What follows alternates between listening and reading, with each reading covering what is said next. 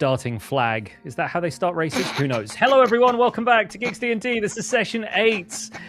Thank you so much for joining us for the 8th session of this lovely campaign. Welcome back, players. We're going to reintroduce everyone's characters real quick. And I think today, because we might be dangling the spotlight over him, we're going to start with Impulse.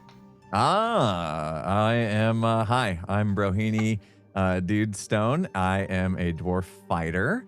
And what else can I say? I come from the stronghold or the keep of Smolderhold, which maybe we'll get a chance to hear more about today. I'm excited and nervous because, you know, I have history. Yes, he does, as do we all. Let's continue moving around the clock. Jem. Hello, I am playing Ruby Nix, a lovely little tiefling rogue who wants to stab everybody.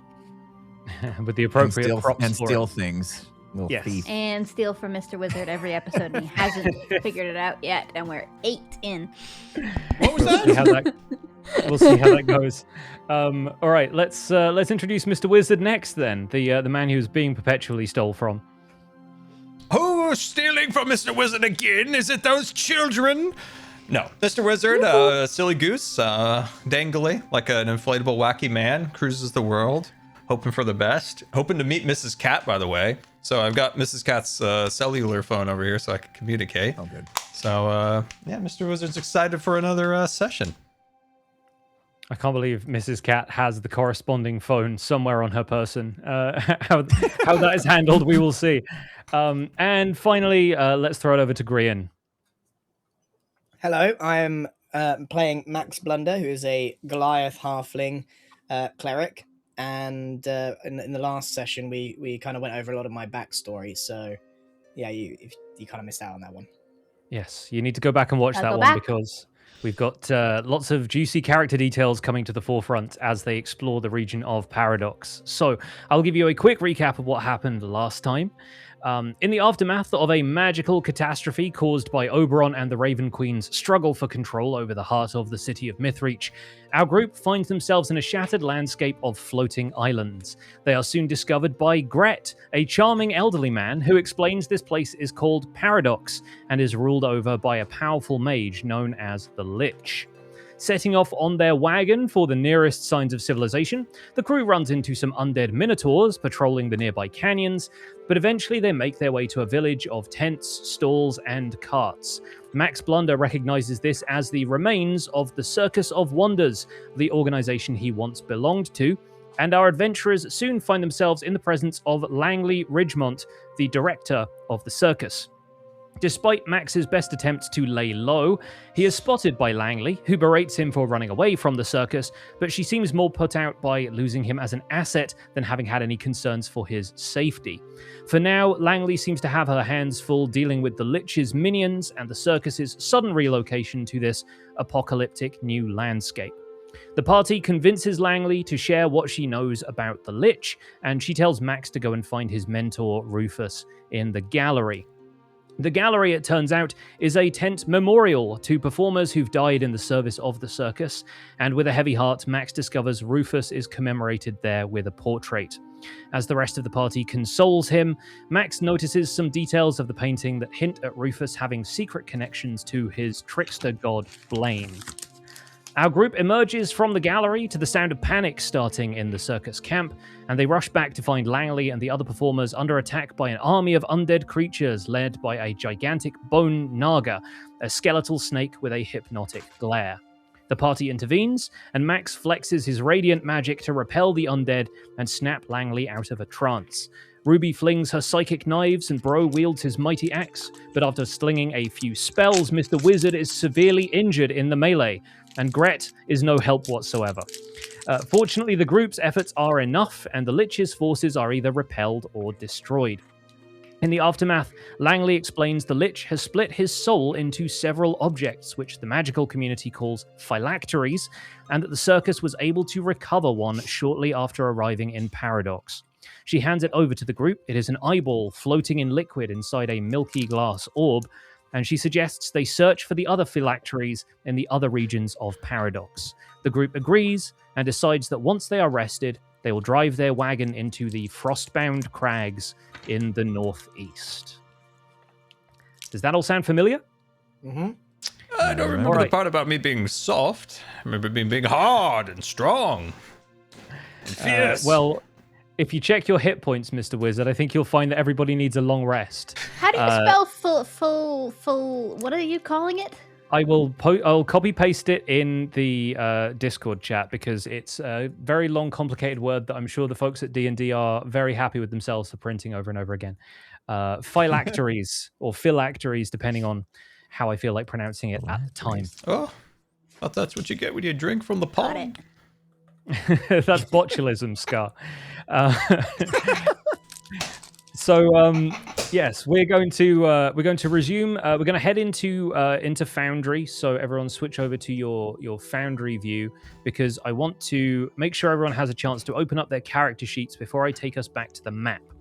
I would like everybody to give themselves a long rest, which is the little tent icon at the top of the character sheet, and just accept anything that it tells you there because that's going to recover your hit points if you've lost any character resources, superiority dice, hit dice. Yes, psionic powers, spell slots. Nice. We're so back. Good. That feels We so are good. very much back. Oh, Mr. Wizard. Yeah, Mr. Wizard took a bit of a beating, but so did Max. Mr. Wizard and Max both had a pretty hectic combat. So, did I get my stuff back? I think. Could you check to make sure? I think I hit the right button. Looks like you did. Yeah, let me quickly check your spells and stuff. Mr. Wizard, I think, did a double rest. Oh, well, that's fine. That's not going to do anything untoward. Okay. Mr. Wizard wakes up incredibly well rested, and I'm going to open up this. And once that loads for everybody, you will see that I've updated the map ever so slightly to show the route of your travel for the day. I'm just waiting for Scar and Impulse to catch up. It always takes some time. Yeah, I do have the map this time, surprisingly. Wonderful. Okay. Wow. Well, we pick up in the Cirque de Marve as you guys are getting a little bit of rest in the hospitable company of the circus.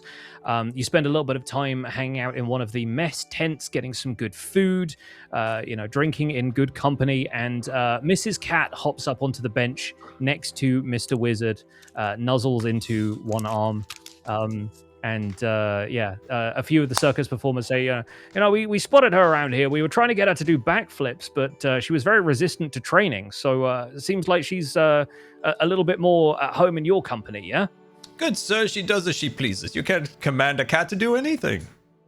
In my experience, that is absolutely true. Well, glad to reunite you, at least. And yes, bon voyage if you are traveling off to the northeast, as we hear. Can't believe he insulted Mrs. Cat. He's more of a dog man or an iguana man. And what's an iguana? Oh, I'll tell you later, Miss Ruby. Iguana, tell you later. We're also going to have briefly, I think, as the four of you are sort of making plans for moving next. I should say 5 of you now that Mrs. Cat is here, and 6 of you probably because Gret must be around somewhere. And the donkey. And yes, the donkey and the horse are getting good stabling and a hearty nose bag of feed before you move on. And Langley pops back over and says, "Listen, Blunder, you were talking about devices possibly that you could maybe use in sorting out our problem here. And well, we have something that's maybe going to work out for us in the long term. Not something we can send with you, but we have been working on a device that can get a bridge made to the Lich's Island. You see, it's not connected by any of the land bridges that have formed as part of this place. It seems to be floating there of its own, but we'll need to confront the Lich at some stage. This is a device that creates a bridge made of hardened light. It'll take some time to find enough magical charge, though, and the energy here is somewhat volatile. So on your travels, if you can find anything that will help stabilize the bridge, anything magical with energy that repels the sort of wild magic of this place, be on the lookout. It'll certainly speed our mission here. Righto, and plan B in my head was the giant cannon. Is that off the table? Did that come with you? We could use the cannon blunder, but it takes a while to reload, and we would be sending you over one at a time. Unless you fancy building an attachment that would shoot all 4 of you out at once. I suspect rather that might be something we'd want to test first. We'll keep that plan B then. Yeah, I'll keep a lookout for anything that we could power this with. Definitely Smart. good to have a plan B. I shall be working on plans C through F. In the meantime, I hear you're headed northeast, so your horses will be brought round to the front of the camp, and there's a path that leads out past one of the towers. And Langley, I think, is probably at least drawing you a route on the map to show you. They've done a pretty extensive map of the area, so imagine you are looking at something like what we're looking at in Foundry right now. Okay.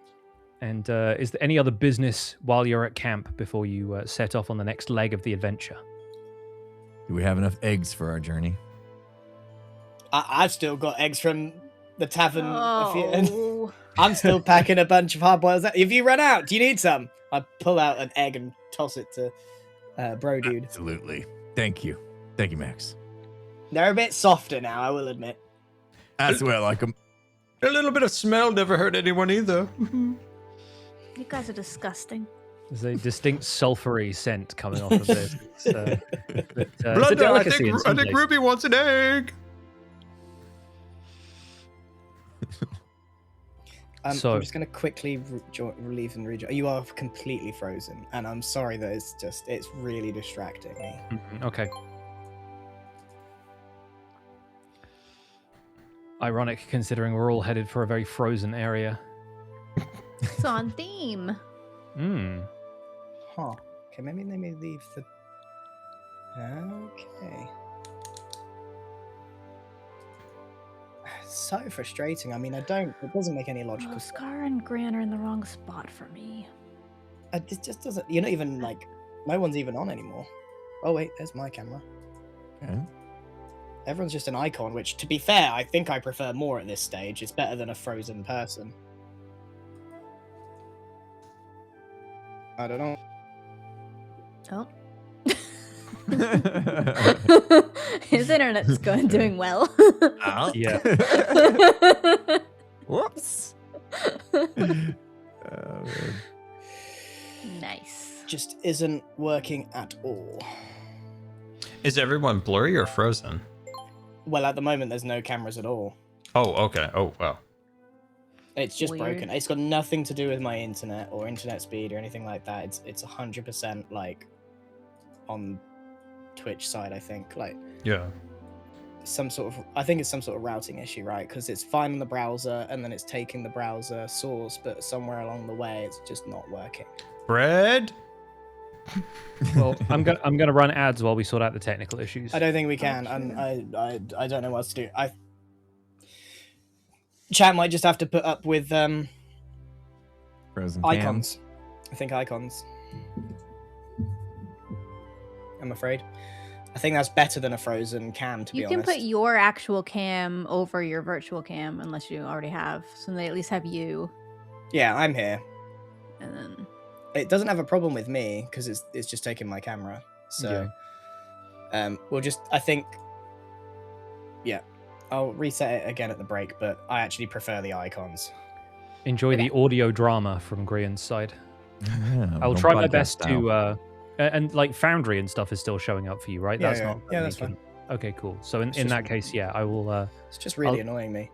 we'll try our best to be expressive for the listeners. It does say unstable for the stream together thing. Where does Hmm. it say that? Where? It shows a little red icon. It says unstable. where? I don't see that at all. Yeah, it's like a little unstable. Where is it, Scar? Are you sure you're not looking at your stream bitrate? It could be. I had my thing really like minimized, so it was just over there. That's your stream bitrate. Oh, it's telling me. Is my office haunted? Seriously? Yeah, you got stuff moving How on many its own, times? man. How many times do I have to like put those back? If, Looks like we found our location. it's definitely a poltergeist is the problem. It's a poltergeist that's messing with everyone else's cameras. Yeah, I mean, I don't know what to do. So The only thing I can think of is have you host it. But I should have great internet for this. is it I don't is even it know if based that's- on your internet? Yeah, I don't know if how they do that. I I would have no assume it'd be idea. on their server side anyway. I I mean, it's probably not based on my internet because that would surely lag people, right? It's weird because we've had so many sessions where it works fine, and then occasionally one person can go really bit ratey. This time, it's just everyone has Everybody. failed. It's Wednesday night blues. Could be. Mm. Is today Wednesday? I will leave the collaboration one more Yes. time. It's another canonical Mr. Wizard moment. Yeah. It is Wednesday. Man, these last 2 days just disappeared. I was like, Yeah, I've struggled this week. as well. July disappeared. yeah, what happened to July? Bring it July back. 4th to July 22nd was We're on. 5 Go, minutes. go. Start the game. Go. It's working. Go, go, go. All right. Speed run. So starting in the Cirque de Marve, we're going to be traveling up to the Frostbound Crags up here. And as you travel, you kind of cross this land bridge, and all of the trees and stuff thin out. The lights of the circus fade away, and as you travel, crossing the other side of this bridge, the landscape completely changes. The trees become taller, the branches thinner. They stretch up into this whirling sky, and after a while, even the sky begins to fade as this cold mist descends. You start to see speckles of snow on the ground. It's a light dusting at first, but soon it just coats everything. And the wheels of the wagon and the hooves of the horse and the donkey give off a faint crunch as you make your way into the frosty wastes. You soon find the natural path of the landscape descending by a winding trail into a set of valleys carved from the rocks, forming jagged cliffs to either side. The stone is black and etched with these frosty patterns. And as you travel, the cold, which you've been able to feel almost just looking at this place, really begins to set into your bones. And I'm going to ask everybody to make a Constitution saving throw. No. Immediately, who's getting hypothermia? Me. I better be Do, able to do any handle of us this. have resistance to cold? No. I have resistance to necrotic things. Oh, here, wait. I don't let me don't know. That would have been embarrassing. Constitution saving throw. Boosh, bash. Bro is fine, obviously. Oh, that was so close to a 1. Just for the audience picks, where would someone find the Constitution? Every time, without fail, I knew it. Session 8. We're at 8. Session 8. Love you, Scar. I should be able to highlight that for you. Oh, just right right there. Yeah. Right there in a convenient place. Okay, wonderful. So I think Ruby, the smallest of the group, and maybe you're like riding in an exposed spot of the wagon, but yeah, you really start to feel the cold, and something about it kind of like just bites as you travel. You're going to take 3 points of cold damage. I'm freezing to death. And yeah, I think there's just something about the, like, everyone else is wearing like heavier armor. Who knows what's under Mr. Wizard's robes? There's like insulation or something A in sheet. there, and you're there in like this kind of tight-fitting like cat burglar outfit, and yeah, you just started to really feel the cold, and so you're shivering as you travel on the wagon. But as you look around, there is something about this place that seems kind of like comfortable and familiar to Ruby. Like a long forgotten memory or a dream that sort of lingers after awakening. There's something about the landscape of this place that feels kind of natural to you, even as it chills you to the bone. Okay. And we're going to move over to a brand new scene. Is Gret with us? Gret is with you, yes. Gret is Okay. traveling on the wagon. Who's driving, by the way? We should establish that, because Max took the reins last time to almost disastrous effect. Whose turn is it to drive the cart?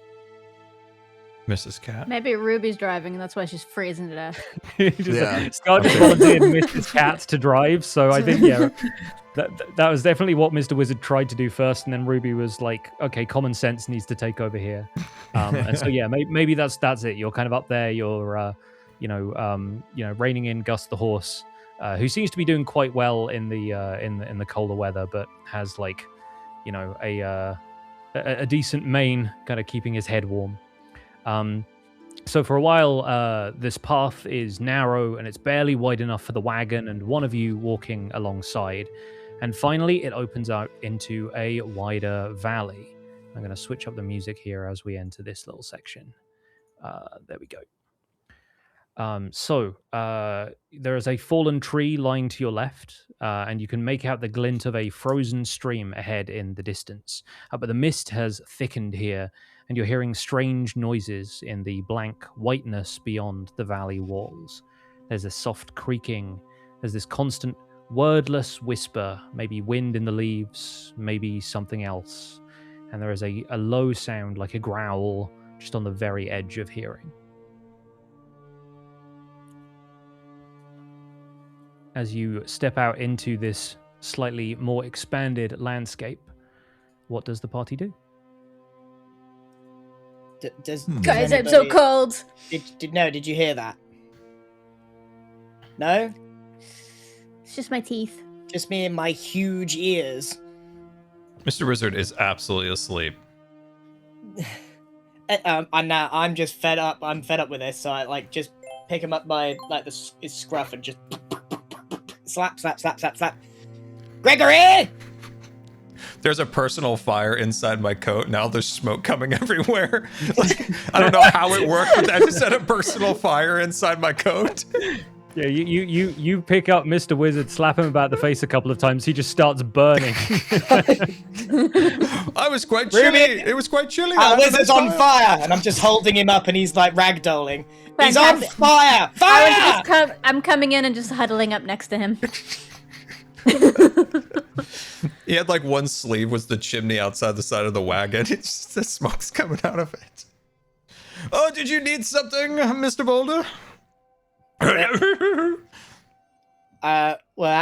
Since you're asleep, no. Bro, did you hear the grumbly, rowly, wolfy thing? I heard something off in the distance. I couldn't tell exactly what it was. Great. Wonderful. Can we send someone ahead to have a little peek? Last time we ended up... we're a beacon. Let's send Gret. Yes, Gret. Good idea. Y'all want to send me to do something? Oh, I love that voice. Yes. Yeah. Gret, buddy, did you hear that? What are we talking about? I heard the sound of the cart, noise of the horse. All right. Would you mind going, 200 foot yonder, just taking a peek round that rock, tell if it's safe? I only got 2 feet, but I'll try my best. And he sort of walks off into the mist in the distance and is going to take a peek around the rock. Why don't we go left or right? Right. Okay. And he as soon as you see around the corner there, let us know what you see. Takes the right-hand fork. What is everybody else doing in the meantime? You're just watching this old man. I'm just watching him disappear into the mist. I'm shivering by Scar's fire. I'm gonna go check out fire. this, It's so small. this fallen tree over here, and I want to see if there's anything to find. Fantastic. I'm sorry. I'm rolling a perception check for Gret. He got a 13. Great.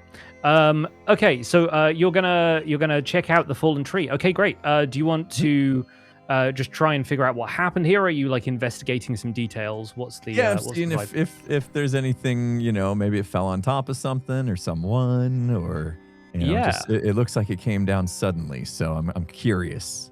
Cool. Just checking it out. Bro, they don't call those widowmakers for nothing. Maybe there's somebody under it. You could rob them. Exactly, Wizzy. You never know. There could be a cool weapon stored under here for somebody trying to hide, You never know. We'll take this back to basics. Give me a perception check, please. Yup. Found it. Oh. Whoa. Oh. 20. Great. 20. I feel like I'm wasting all the good ones. Well, it may not be a waste after all. So a tree has clearly fallen here, and as you kind of suspected there was something else going on, a body in leather armor is lying crushed on the other side of the tree from you. The main thing you notice, though, I think the thing that maybe catches your attention, aside from the body, which isn't moving, is that this tree has not fallen naturally. It's been pulled up by the roots. And this seems to have happened recently, like you'd guess maybe in like the last day or two. There's a little bit of snow sticking to the trunk now where it's fallen, but there's still like a little bit of like dirt and stuff around the roots kind of packed in there. And the body on the other side of the tree there is a wight, an undead soldier like the ones that you fought in the circus camp. But while the wights you dispatched at the camp rotted away immediately and their possessions like turned to dust, something about the cold here seems to have preserved it. You can just make out the glint of a discarded sword lying to one side, and there's presumably you saw they had bows. It looks like maybe it's fallen on its bow and has like crushed the bow underneath its weight. Guys, look, I found something over here. Looks like one of those guys we fought earlier. A guy, you say? I immediately jump onto the log and backflip over to the man.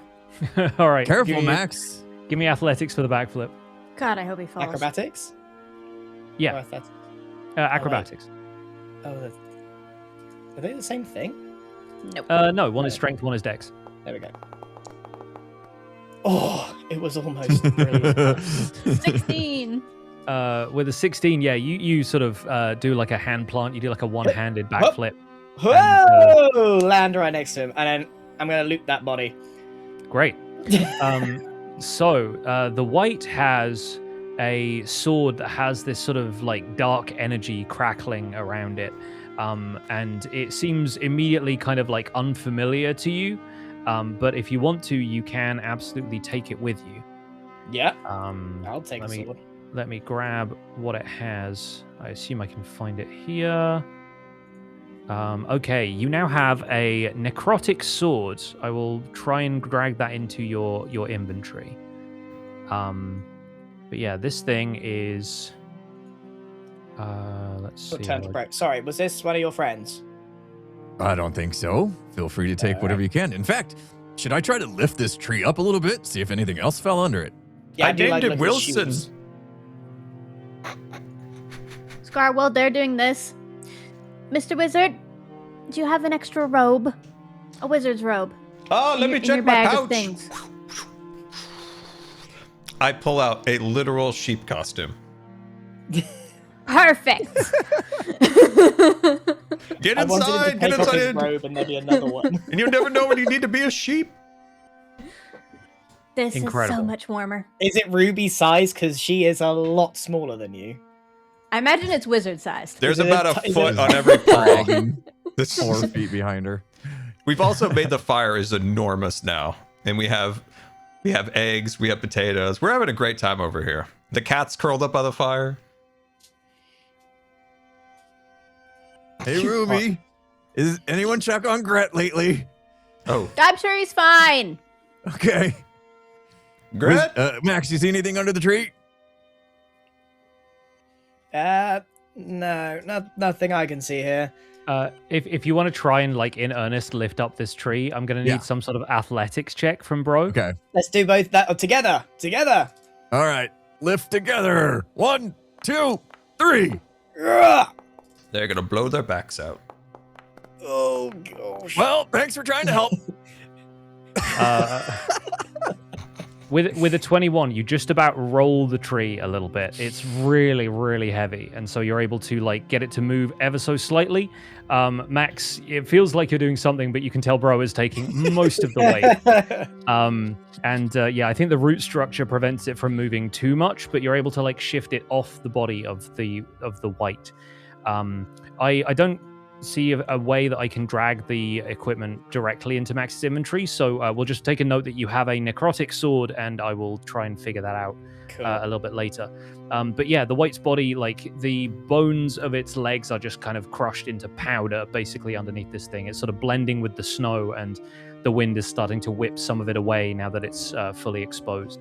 And aside from that, there's not a whole lot going on under the tree. There's a little bit of exposed rock where the snow hasn't been able to fall, but it still seems like something massive shifted this tree, and you get the impression that whatever it was many times stronger than the pair of you combined. Okay. Right. Yeah. Let's go. I'm gonna run over. Gret, how are we doing? What? Y'all calling me? Grant, what's the password in case you turned into a monster? Y'all didn't tell me a password. I forgot to tell it to you. As Gret says that, as you sort of have this exchange, you hear a roaring noise coming from somewhere behind Gret. And I'm going to have everyone roll initiative. No. Stupidest way we've ever entered battle. Let's go. Wait, All right. I remember. Oh my god. Good. I am in a sheep's costume, so rolling a 2 does make sense. Okay, bear with me while I get this figured out, because it looks like everyone is in initiative twice for me somehow. I'm is slow weird. because Yeah, I had I'm to there take off the twice. sheep's costume. I am there twice. I rolled a 12. Bro is there. Mr. Wizard is acting first. Max rolled a 12. Okay, thank you. Yeah, I think I still had everyone in an encounter from last time. Okay, I'm gonna add Gret to the encounter. I'm gonna add the as yet unseen roaring thing to the encounter. A natural 10. Oh no! For the love! Okay, so the first thing to act, leaping out from a crevice in the rock and roaring, is an enormous creature that you can barely see in the mist. It sort of blends in with the landscape Goodbye, around Gret. it. But it's going to take a swing at Gret. I love it when this happens. It's gonna die. So, Are we supposed to be able to see your rolls picks? Uh, I feel like yes, we've never been able to before, but I can now. For this stuff, yes, I've put it back on private GM rolls from this point onwards. But I wanted you all to see what Gret was rolling, and yes, now you've got the drop on what this is. Backflip away, Gret! Backflip away! Gret, I know that Yeti. His name is Harold. Just tell him to go away. Wizard, there's no way you know that That's specific Yeti. Harold. The Yeti absolutely clobbers Gret Harold. in the back for 10 damage. You see Gret lurch forward as this Yeti attacks him. The Yeti is going to pick up and throw Gret at the group of you. No. Okay. Don't worry, Gret, I got you. It rose. It rolled a 14 to hit Brohini Dudestone. Does that beat your armor class? I don't think so. 16. Okay, no worries. So yeah, the Yeti throws Gret at you. He's covered in snow and slashed across the back, but you are just about able to not get hit by him. If you want to catch him, you can absolutely roll athletics. Okay. Catch him! I got you, Gret. Don't you worry. You're a little heavier than I thought. 15. With a 15, you just about managed to catch him, but from being thrown, the force of it, Gret's still going to take 6 additional damage. I tried. What's his health? He's not dead yet. He groans as you gingerly put him down. And as we move on in the encounter, the next person to act is Mr. Wizards. Well, that's Harold, by the way, if everybody wondered. The Yeti goes, Harold has to die. I don't like him. Don't like Prefer Harold. not to kill Harold. Harold has to die. Did you see what he did to Gret? Bury Gret in the snow, it'll help. Oh, God. Okay. Ray of gonna Frost bury feels him. like He's not that's even his dead natural yet. habitat. Burning hands. Yeah, He's something just- fire! Fire! But Burning Hands is melee, kind of. Yeah. Great, Magic missile! great man in the sky. What would you recommend me to do? I'd recommend you move forward a little bit at least, so you can get a better look at where this Yeti is. Tend to the fire, Ruby. I'll be back. I'm climbing out of a sheep costume. All right, how close am I? Okay, so that's pretty far, 75 feet. You've got a maximum distance of 30 feet, so that is as far as you can get on your turn. Okay, so that's as far as I can go. You can just about see the head of this Yeti around the side of the cliff there, so you should be able to get off a spell from there. And in terms of the spells that you've got a couple of effective ones. You've got Magic Missile, you got Shatter previously. That's a second level spell. It's a bit more powerful.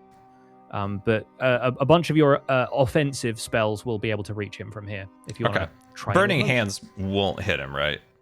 Burning Hands is a 15-foot cone, so that is unfortunately not going to reach him from where you are. We'll just hit him with Ray of Frost. What? He's an ice guy! Well, fortunately enough, we don't get to find out whether that would have been effective or not, because the Ray of Frost whizzes past and joins the frozen river in the distance behind the Yeti. That is everything for Mr. Wizard, so it's Brohini Dudestone's turn. Hey, Max, I think I just left you that spell Max is looking at Mr. Wizard in absolute disbelief and just doing this. It's Harold. He's a wizard. He's doing his best. It's Harold. I don't want to see him. I don't care if you like Harold. Gret, stay down. I'm throwing my javelin at this thing. See if we can get it to back off. I'm staying down. Oh my god. Oh no. Guys, we spent too much time in the warm climates. The javelin goes sailing out of Brohini Dudestone's hand and lands irretrievably on one of the nearby cliffs. You have no idea where it landed, but it definitely went onto one of the plateaus that is nearby. I imagine these cliff walls being like 20 feet or so up. So have you ever hit anything with that javelin? The javelin is cursed officially. No. Max just shifts to bro and is going like putting his hands out. All right. Anything else for Brohini Dudestone? Do you want to move, or are you staying? No, where I gotta stay with Gret. He needs me. All right. It is now Gret's turn, and he does need you. He says, "Y'all can lead me out of this one. I think I've done my piece." And he's going to shuffle his way behind Bro and Max. He's just gonna make a move back to the cart over here. Gret. All right. Next up, Max Blunder. What do you do? I step forward and I shall cast a guiding bolt. A popular spell? And I'm gonna second level this one. Oh. I wanna hit this guy. He wants to hit. Dealing damage. Let's go. Oh my god, it's another one. Hey, back-to-back crit fails. Oh my god, guys. Let's be real. We're getting these out of the way now. We're gonna get these out of the way now, and then we'll be good. We're not gonna die to a Yeti before we even get in. I do kind of feel like Mr. Wizard's protecting Harold, his old childhood pet. It's just like suppressing all the attacks. It's not Harold, Wizzy. Yeah, once again, the guiding bolt goes wide as well. Like, I think the Yeti is just really hard for you to spot in the mist and like against the backdrop of the cliffs and everything. It's got this natural camouflage that seems to be serving in its favor. Is that everything for Max? No, I'm gonna invoke duplicity as a bonus action. Great stuff. Okay, so let me know where you want to put down your duplicate. Creation, place, summons, usability. What spell is that? That's his natural channel divinity ability. How do I place it? I can pop it down for you there, and so I think you should be able to put it down.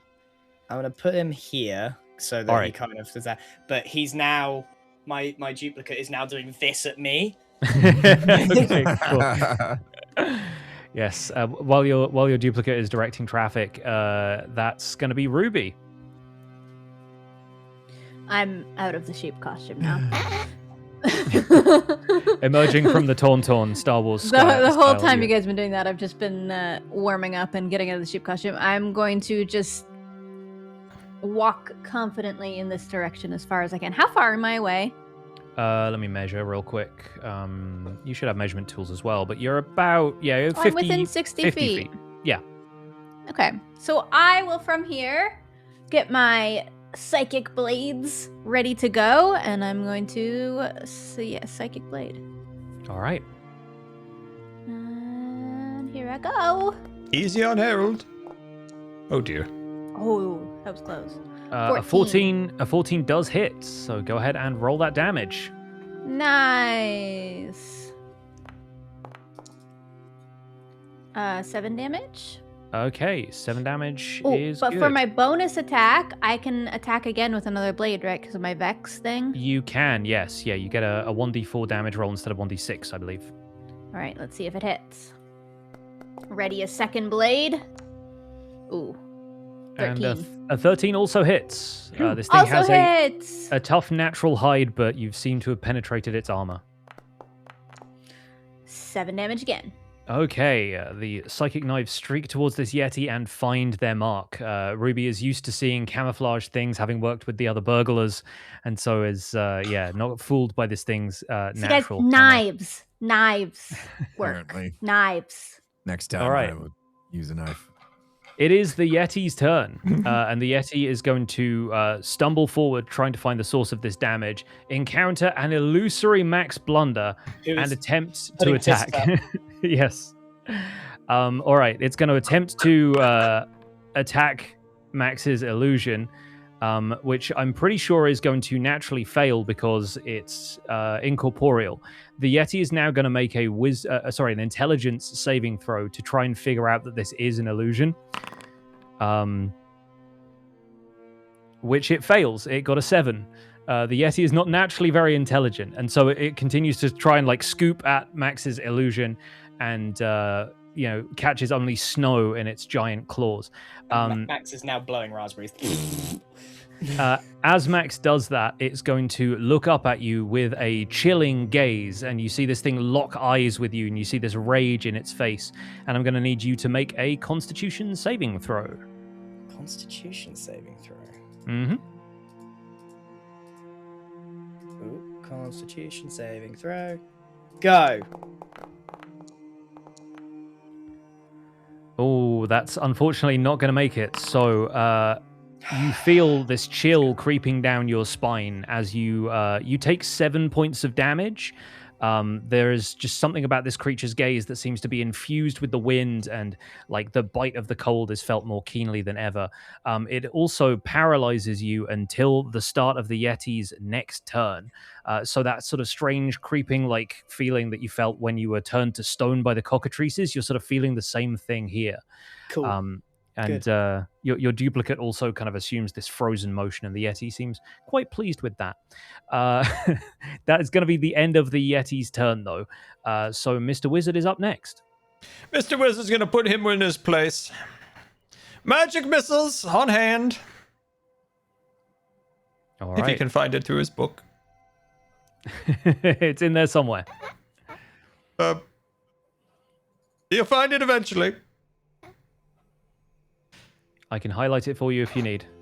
Appears to have forgotten magic missiles. All right, I am casting magic missiles, and and it hits automatically, so you just need to roll damage. Oh, so just damage, so I can just X out of that. Yep. Oh. Yeah. Good. Okay, fantastic. And so that's going to deal 9 points of damage as these 3 silvery missiles streak towards the Yeti and find their mark. Good job, Wizard. Yeah, the Yeti once again roars defiantly at the group of you, and seems to have taken a couple of decent hits so far. Is that everything for Mr. Wizards? I want to try to tell him it'll be okay, but I'm just gonna pass. I'm mad at him now. All right, Brohini Dudestone, you're up. All right. Well, I don't have a knife, but I do have a hand axe, so I suppose that's close enough. And I think I'm in range to do that. Yeah, 6. I think it goes up to 60, so should be good. Yep. So you can I go ahead will. and roll a I'll ranged try the attack. hand axe this time. See if we can do a little better. Should hit. Yeah. That's landing. Yep. Go ahead and Nice. roll damage for the hand axe. Alrighty, 1 second. I can't find my damage button. There it is. Okay. 6. Nice. Wow, 10 damage. Nice. Nice, good. big Take it. damage. The Yeti That is takes the best you could do. 10 points of damage. Yeah, this thing, like, it lands, like, upper shoulder and, like, really bites into the meat of this Yeti's shoulder. It roars, but it's clearly, like, bleeding a little bit from this wound at this point. Since your hand axe has the Vex property the same way that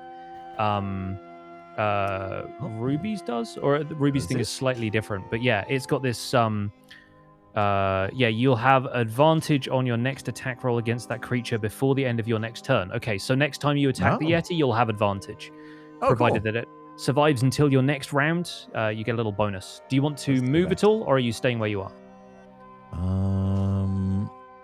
I think I will. I think I'm going to move up next to Max. Okay, cool. Yeah, you see Max is sort of frozen up. He's sort of like frozen in the midst of this combat. Can I talk? I don't think paralysis lets you talk. Thank God. Let me. I'm genuinely worried about Max because he's gone frozen, so I wanted to come get a little closer and just give him a shake and see if I can snap him out of it. Yeah, it says you have the incapacitated condition, which means that you can't speak. Yeah. Unfortunately. So there we go. That's everything for Bro. You walk up next to Max and you notice that he's not really moving all that much. Gret is going to continue making his way back to the wagon where he hopes to find some medical supplies to treat his wounds. Max, you are up, and that's going to be, let's see. I think that just basically the paralysis condition ends at the end of your turn, and so you sort of snap out of it in the process of, or is that the Yeti's next turn? My bad, sorry. He said, yeah, and the Yetis. Okay, cool. Yeah, so you're still rooted to the spot next to Bro, but you see Bro kind of run up next to you. I don't see the Yeti on the initiative line for some reason. Let me open that up so you can see him. There we go. There we go. Cool. So we move over to Ruby. Ruby's gonna do the same thing as last time, but this time I'd like to use my my thing where I plant my feet. No, I don't move, so I can give myself an advantage. Okay. I forget what that's called. It's somewhere in here. It exists. So that way I can activate my sneak attack. Mm-hmm. Okay. Steady aim is what it's called. There we go. Steady aim. Yeah, give yourself advantage on your next attack roll on the current turn. I really need to. I need to look up if Max's duplicate also acts as an ally. So technically, you have an ally within 5 feet as well. Oh yeah, So does it? Then I could move. I think we'll house rule it and just say that it does. I'll look that up later, but I think it probably counts because it's something what somebody from your party is doing. I get advantage when I'm near if I'm attacking next to my duplicate. Yeah, and I think also your duplicate is distracting, which is sort of the point of the sneak attack thing, is that it's distracted by somebody else being nearby. So yeah, we'll say you can move. Oh my gosh. Oh, that. Okay. That's definitely going to hit. All right, first bit of damage. Oof. 5. It's okay, because I'm sneak attacking. What are these rolls today? 2. It's okay, because I have a second knife. Knife. Nobody worry. Sharpen this one first, please. Is the bonus attack also at advantage? Yes, I believe so. 17 to hit. 17 hits, yep. And bonus damage. Also what? a 1. That makes a 5. You got the worst score you could have got. I'm doing better than most of you in damage dealt. The Yeti staggers back from another psychic attack. Is Ruby going to move at all before the end of your turn? Can I climb up this cliff? Climbing the cliff is going to be a lot of movement. It says obviously like each square of the grid is 5 feet, but it's 20 feet like pretty straight up. Okay, so I'm just gonna walk up to the side of the cliff this turn. Can you do that if you planted your feet? I didn't plant my feet. I didn't have to because you're we, guy. We're mostly trying to figure out if your duplicate counted as an ally, which I think it does. And if it doesn't, then I say it does because I'm the GM. So, with Ruby having moved, the Yeti is going to put its head down and charge past Max's illusory duplicate. It seems to be sort of doing this last-ditch, reckless attempt to move. And, you know what? Actually, no. I think, honestly, this thing has taken enough damage. I'm going to go back on that just because it wouldn't let me move past Max's duplicate for a second. I think the Yeti is going to run off in the opposite direction. The Yeti is going to fully disengage from combat and flee. So we're going to have it run away here by using its full action to just dash out of the combat, and it reaches the edge of the area where it disappears into the mist. I think I know what happened, party. So we are going to end that combat there. I'll shake off the paralysis and go, another successful blunder then. There we go. I think it was scared of Grit. He put on the sheep costume. Yeah, that's glad to turn around and Gret's in the sheep costume. Gret has crawled into the sheep costume to stay warm. He's like packing snow into these scratches on his back, but it's kind of difficult. I run up to my duplicate and high five myself as the duplicate then vanishes. Nice. I'll say we were a little rusty on that one, boys. You guys don't appreciate knife skills enough. You did great, Ruby. You did great. But did you guys see my hand axe throw? I nailed that thing. You should go look for your javelin. Or not. True. Gret, where did it go? Did you see? Up on a plateau. I could try to climb and get the javelin. Is it up here? Wizzy, can we use your ladder? Of course. I think you spend a little bit of time searching for the javelin, but it is unfortunately a fruitless search. The javelin was. I think on a crit fail, I'm pretty sure you'd lose that javelin for real. It's gone. It was cursed anyway. Guys, I've snoozed all my ads and it's gonna hit. Yes, we should probably run ads now. Mine's literally starting now, so it's ad time. Yeah, let's do it. Let's do it. My cameras decide to magically work during just before that fight, which is incredible. Away real quick. I'll be right back. Yeah, I'm gonna grab some water. It just goes to show it has nothing to do with me whatsoever. I am completely it's completely out of my control. Just Twitch side. It must be. There's no other. I did reduce the quality from 1080p to 900p. But it still was a while before it then decided it was okay. I just figured that the cameras are so small, it doesn't matter, right?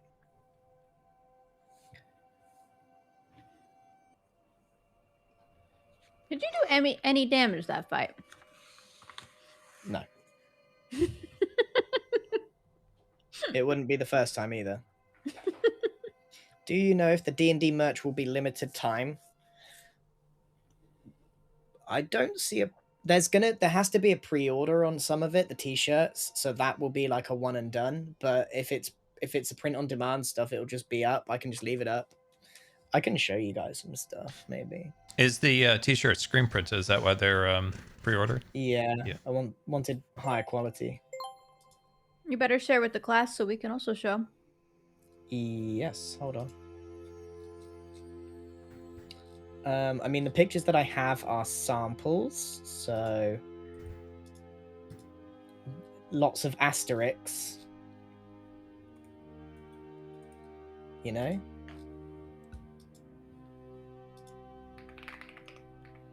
We are actively, well, I'm actively working on some merchandise for the GIGGS D&D. We got actually, this would be the best one to show you. Hold on, let me save this image. And I'll show you guys. Which one are you showing them? I'll drop it in mine too. The keychains with all 4 in a row. Okay. Oh my god, it's such a huge image. When Pix comes back, I know. I need to roll my my special dice thing. I keep forgetting. Oh yeah, we need to do divination, don't we? Okay, here we go. Let me see if I can show. All right, chat. Here we go. Do you guys This... think my tail looks like arms in that? Because I still think it does. Oh, did you post that, sir? Where did Discord go? So these are just samples at the moment, chat. The heck is Discord? So the t-shirt is basically the this 4 art, a bit more detailed, like in a row, like bush, bush, bush, like 1, 2, 3, 4, and it's just all 4 in like a window. That's going to be the t-shirt. They're not out yet. I need to get them in my hands because there might be some problem. I personally don't see the issue with Gem's tail looking like arms, but My chat we says can shift it kinda around. does. We can fix it. So yeah, there's these keychains, and there's also some pins that are coming out. Oh. Yeah, the And then there's a again. Max Blunder specific jumper that will have like Max like doing one, like the frames of backflips will be like 1, 2, 3, 4 flat on his face. Yeah, so yeah, we're working on merch. Hopefully by next session that it will be up and ready to go. They will be I on the can't wait. store. Yeah, I'm so excited. Those keychains are amazing. Because yeah, it'd be really. I like them. I like the keychains a lot. Mm-hmm. I can show you. What's the I'll show difference you the between pin. class? Oh, I see. I see what the difference is. The pins, okay, so the pins are very, very, what's the word? Draft. Yeah, I'm not gonna show the pins. Yeah, I think maybe not. It's drafty, right? They're not done. Yeah, they're not they're done. not So done. They need yeah, I work. should wait. Still tweaking. Still tweaking, but the keychains are sick. They're Fully basically agree. ready to go. Yeah. We should get back in before the ads come back. Yeah, and it will support all of us, by the way. So look out for that next session. We'll probably promote it. Pix, could I roll my my fancy dice move? Oh, your portents. Yes, of course. Thank you. Yeah, please do. Just for like chat. Let me find it. Hang on. Unfortunately, there is no merch for Pix because he hasn't got a character in this. He's the magical man in the sky, but he will I have be 700 characters and it's difficult to choose, you mean? Yeah, exactly. No, be Gret. Just Be a Gret. Gret, a 5th one that's just Gret. So, but don't worry, Pix will be seeing the benefits of the merch drop as well. So it's definitely a group support thing. You will be supporting everyone. Appreciate it. Yeah, I love the idea of Gret, and like, you know, in any of the situations where your stats are displayed, Gret's is all just like -1, -1, -2. So Scar, I don't know if you managed to catch the highlight there, but it's in the features tab on your character sheets. Oh, And that's then- okay. I was and in then the wrong portent spot. is right there. Yeah, cool. And then if you click on the D20 text in the chat bar on the right hand side, I thought that went off. Okay, so that's that's a 14. Good, right? Okay. and We then- kind of want either a really high number or a really low number.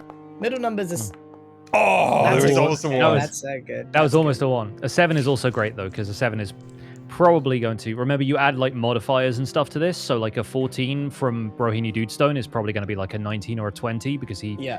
adds a bunch to attacks. So 7 and 14. 7 and 14. Yeah. Sweet. That's not bad. It's pretty I good. wanted that one. That would have been great. I think That the would be worst you could get amazing. is a 10 and a 10. So, as we, in the aftermath of this fight, the Yeti has fled. You see its footsteps sort of vanishing into the snow, and the snow sort of starting to drift over and cover them as the wind blows it to and fro. Behind the rock that you were having Gret investigate, there is this frozen river that actually has a waterfall coming down from one of the nearby cliffs, but this whole scene is kind of frozen in time. There is like, you know, a spot from the cliffs above where the river has emptied out into this area, and it just kind of like flows as ice into the rocks nearby and away into gullies and divots in the rock. The Yeti seem to be hiding in this crag to the south, but you don't see anything else down there. I go straight to the river and start jumping on the ice. All right, cool. You're going to make me a dexterity saving throw, please. Can you give the ice a roll to see if it breaks? Oh, no. He's falling in. These With rolls. You all see Max do like the Looney Tunes kind of skating in place thing before he immediately falls over. Ice is slippy. Thanks for checking. All right, looks like we can go one of two ways, but seeing as we're with cargo, we could follow the Yeti, or we can go down that mysterious path to the south. Oh wait, hang on. There's one up there as well. The path to the south, by the way, just kind of terminates in a dead end. It's basically like the butt end of a ravine. Is that the same for the north as well? So we need to cross this. Up in the north, you do not see a whole lot. Let's chase the Yeti and kill Track it. the beast! Track the beast! We gotta Easy kill on it, him. guys. He's a delightful soul. It's hot. And Hasn't been carefully so delightful yet. Carefully walking over the icy river does not take a whole lot of effort. It's just because Max decided to do a tap dance that necessitated the saving throw. All right, so you continue to the east, and we're going to move you on to a point where the road forks. As you continue down this crag, snow begins to fall, but let me know if this is destroying your Twitch bitrate or anything, because I will turn it off. Oh no, what's he done? It looks fine. Yeah, let's Fine with me. Yeah. Max immediately has his tongue out and is trying to catch snow in his mouth. I think because this is a static image the rest of the time, it'll probably be okay. But yeah, let me know if it looks real crunchy, and I'll get rid of it and replace it with the fog. But everyone, please make a Constitution saving throw. Uh-oh. As the cold continues to set in on all of you. 21. God. Remember to say your rolls. Here we go. 9 plus... Okay, 13. 12. I never know what to say, what the dice says or what the final number is. Okay, Ruby, definitely say what the final number is, but you can also, you can spice it up. You can be like, a 12 on the die for 13 or something like that if you want to. Oh, I see. Yeah. So I'm going to roll for Gret as well, but the rest of you guys are fine. Maybe it's just the fact that you got a little bit of action there, like a little bit of running around, and because some of you recently spent time either in a sheep costume or on fire. It seems like you're all doing pretty well against the cold. So I'm going to quickly roll that for Gret. Gret is literally not doing so hot. He's going to take a little bit of damage, and he's already taken some from the Yeti, but yeah, it seems to be like slowing him down just a little bit. He kind of, said, he can be in the cart, right? Yeah, I think he's happy to sit in the wagon. Gus, by the way, is also playing the role of the wagon. So assume that there is tonight the role of the wagon will be played by Gus.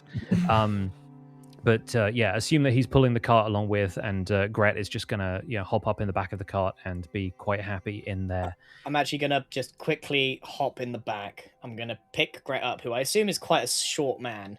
Yeah, he's pretty small. Yeah, and I'm just gonna put him in the sheep costume, put the hood up on him, and put a blanket round him, and just boop him on the nose, and then off I go. Oh, thank you kindly. Haven't had this kind of hospitality for a while now.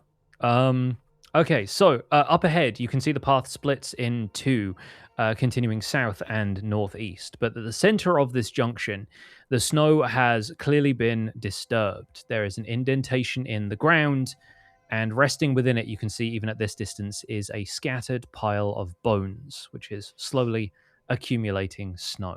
They're dead. What God, is it's there? a good thing we what have is you it? with us, wizard. Incredible eyes, Daniel. What are we looking at? I don't recognize these kind of remains. I'm gonna investigate, see if I can. Yeah, go ahead and roll me an investigation.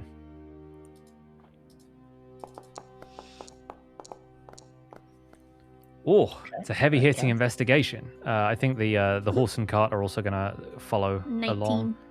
along. Great. 19. So, yeah, with the 19, you would guess that these are the remains of one of the skeletal archers that you encountered in the fight as well. Maybe one of the Lich's minions, as Langley described them. And it seems to have just been forcefully pounded into the ground.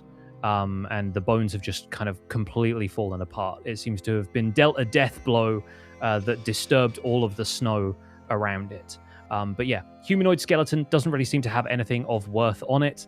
And outside of that, that is the scene that is in front of you. Well, I Are wonder what there happened here. tracks from the Yeti anywhere?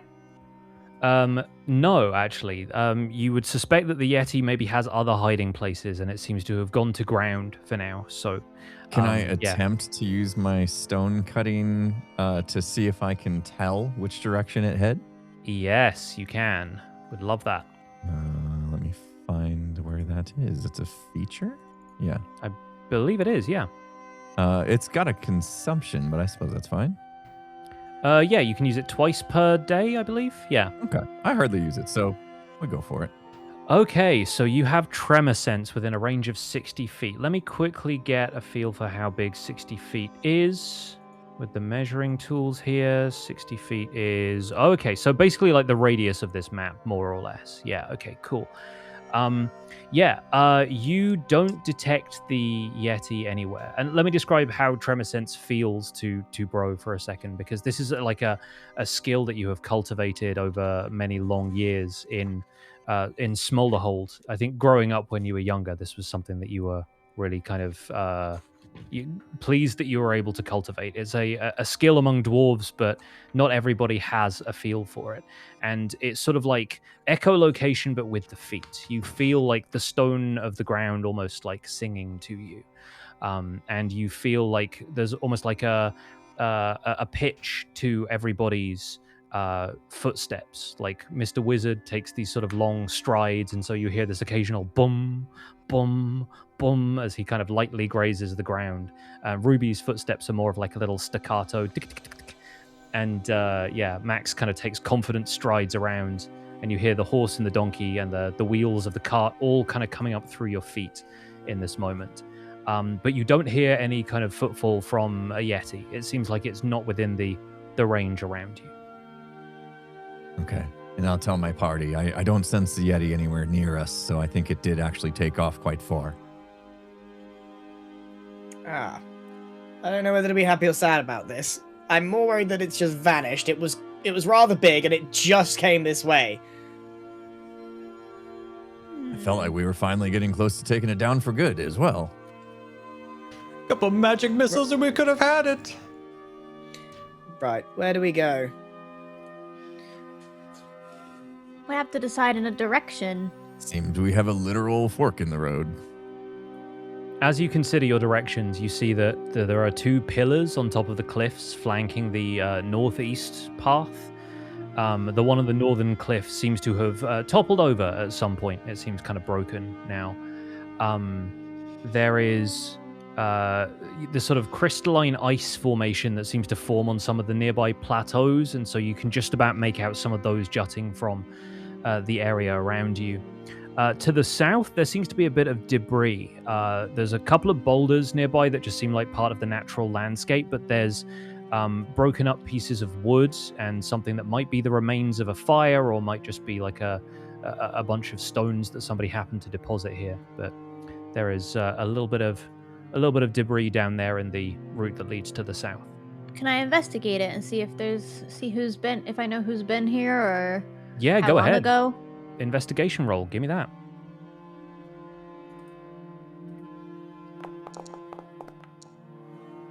18, 30, 20.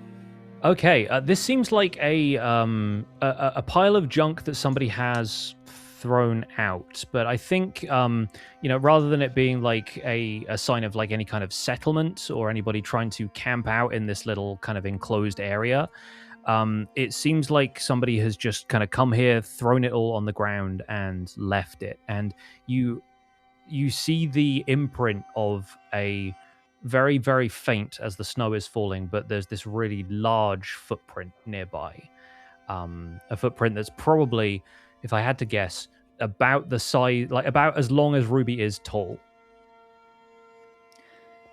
Guys, look at this. What do you got? It's a footprint. I'm just gonna lay down next to it, start making a snow angel. It's the same size as me. This foot. Well, that's massive. Yeah.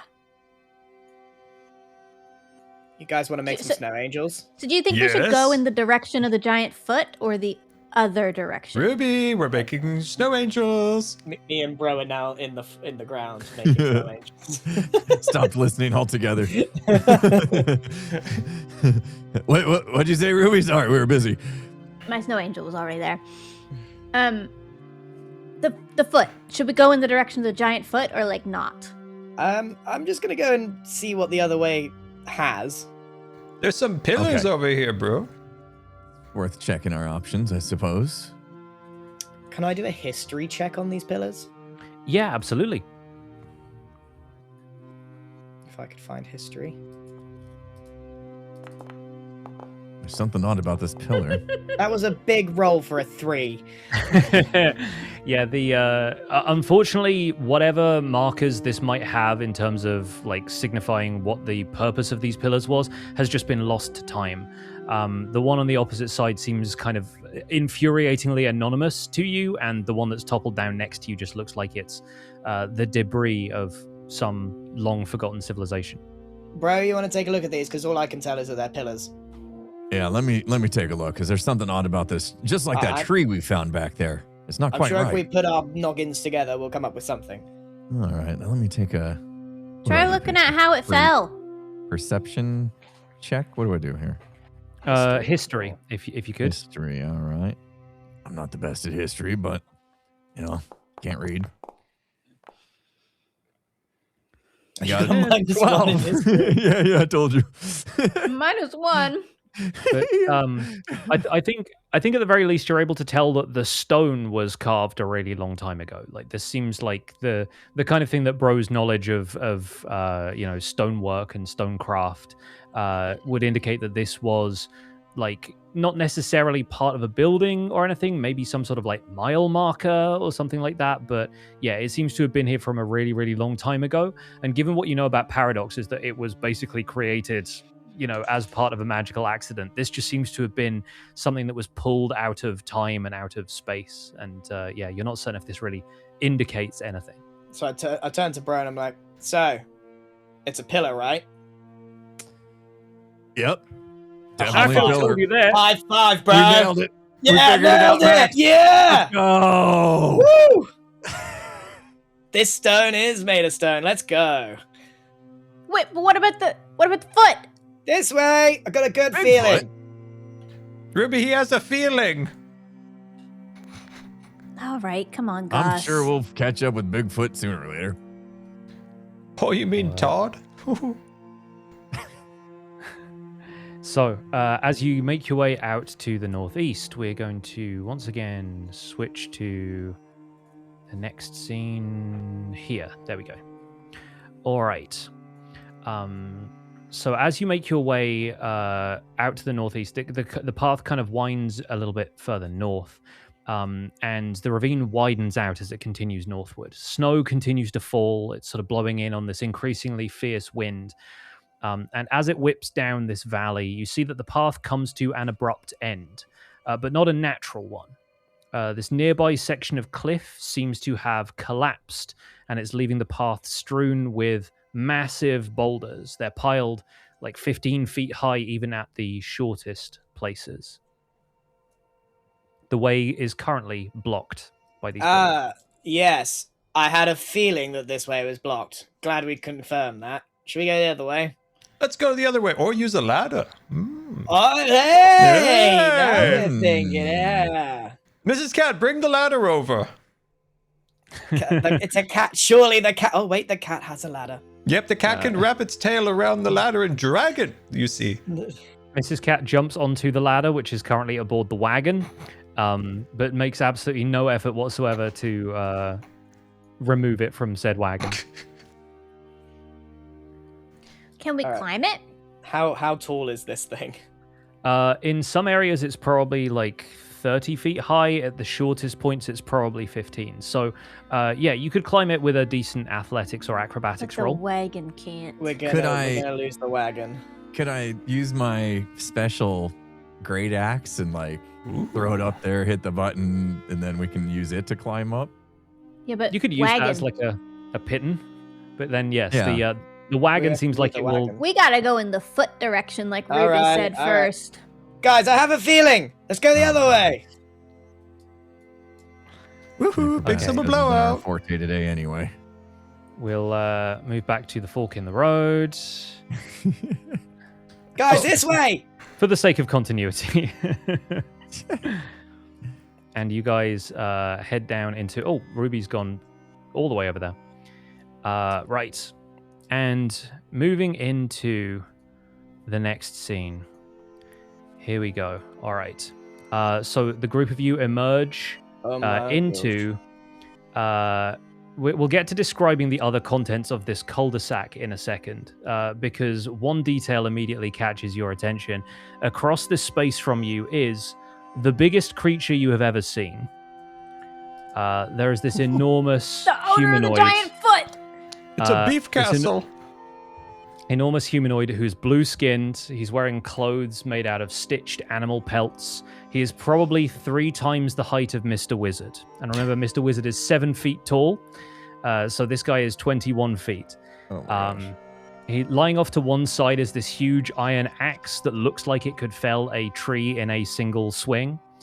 And he has this horned helmet, shoulder pads fashioned from bone, and a beard that hangs down below his belt. We are talking a 12-foot beard minimum. He is currently facing away from you, tending to something beyond what seems to be a ruined building where there are drifts of snow piling up around any of the walls that remain. And there are some animal heads kind of mounted crudely on the walls. There's a giant horned elk, there's a boar and a dire wolf, and there are pelts on the floor around a burned-out fire pit. I don't know, guys. He looks fairly friendly. I'm just Don't gonna go you say think- hello. We should be sneaky. What if he's I- not? But he seems friendly. Should we watch him for a little bit? See what he's up But to. what if we just were sneaky for like a second? Mr. I am about to Blueman! set. I am about to set off and Wizzy? start shouting. No one's gonna stop me. I can't. I'm just gonna go over here. I'm gonna go over here and hide. Oh, Hello! Max. Ah. With a you don't need to be Brohini Dudestone to feel this guy's footsteps. With an enormous thud, he turns and says, "Oh, creep you towards my home, Yokayat. You are too small even for sport. Hey, perhaps the tall one, Kaveri. He will bend like a twig that does not break. Not brittle like the ones who are only bones. One fist is enough for them, but Bro and Max, you can both understand him because you are the only two in the party who speak giant. But he is saying all of this in some kind of dialect of giant that you still only catch maybe 60-70% of the words. To Mr. Wizard and Ruby, he sounds like he's speaking some kind of language that you have no concept of understanding. I I just shout assure it. you, he has no bones. I haven't seen any. I don't know how he stays up, to be honest with you. Might I Wait. just say, that is one glorious beard you have, Giant. How no bones, Hamasatoyeva? What does the little one say? I just shrug. Don't know. He bends. He doesn't break. Bending, not breaking. Max, ask him if he's a fan of sheep. Ask him if he what? If he's a Wait, fan wait, of wait. sheep. Wizzy, have you seen all the heads that he's got mounted over there? Pretty sure he's kind of a fan. No, in we some can way. say- We could throw He I'm takes gonna- a couple of enormous steps towards you. I'm going to use my giant knowledge, giant language knowledge, and use some kind of friendly giant greeting that means I'm telling him we mean no harm in his language. That's why I complimented his beard. Cool. So you beat your chest a couple of times, and I don't know. What do you want the sort of giant greeting to be like? I want to stamp 1 foot, hand on chest, and then another 2 pumps, and then say "Ooh, ah," or something like that. All right. He says, long has it been since I saw one that knew our custom, Sukkalainen. You seem cold. I will light a fire. Your Hearts are not used to the frost. Small bones, Sukkalainen. Yeah, he starts to gather up a little bit of the wood from over here. He just like takes one step and he's over the fire, like picking up wood that feels like twigs in his hands. That's like, stuff that you would carve off a tree for the course of about a day. And he starts like piling stuff up on this fire. I'm gonna lean over towards Bro and just like very quietly just be like, "Can we swap Gret for this guy?" That's good call. That's why I said offer him a sheep. Anyway. We don't have a sheep. Gret is a sheep costume. You're gonna offer him Gret as a sheep. Right, I'm just gonna shout over to our friends here. He's friendly, he's making a fire, come on over. Come on out, guys. Nothing to be worried Are about. you sure? Come on, Ruby. Absolutely. Make sure you compliment his beard. I feel like I'm the size of his tooth. Well, you kind of are. I'm gonna see if I can get a little like fire light going here.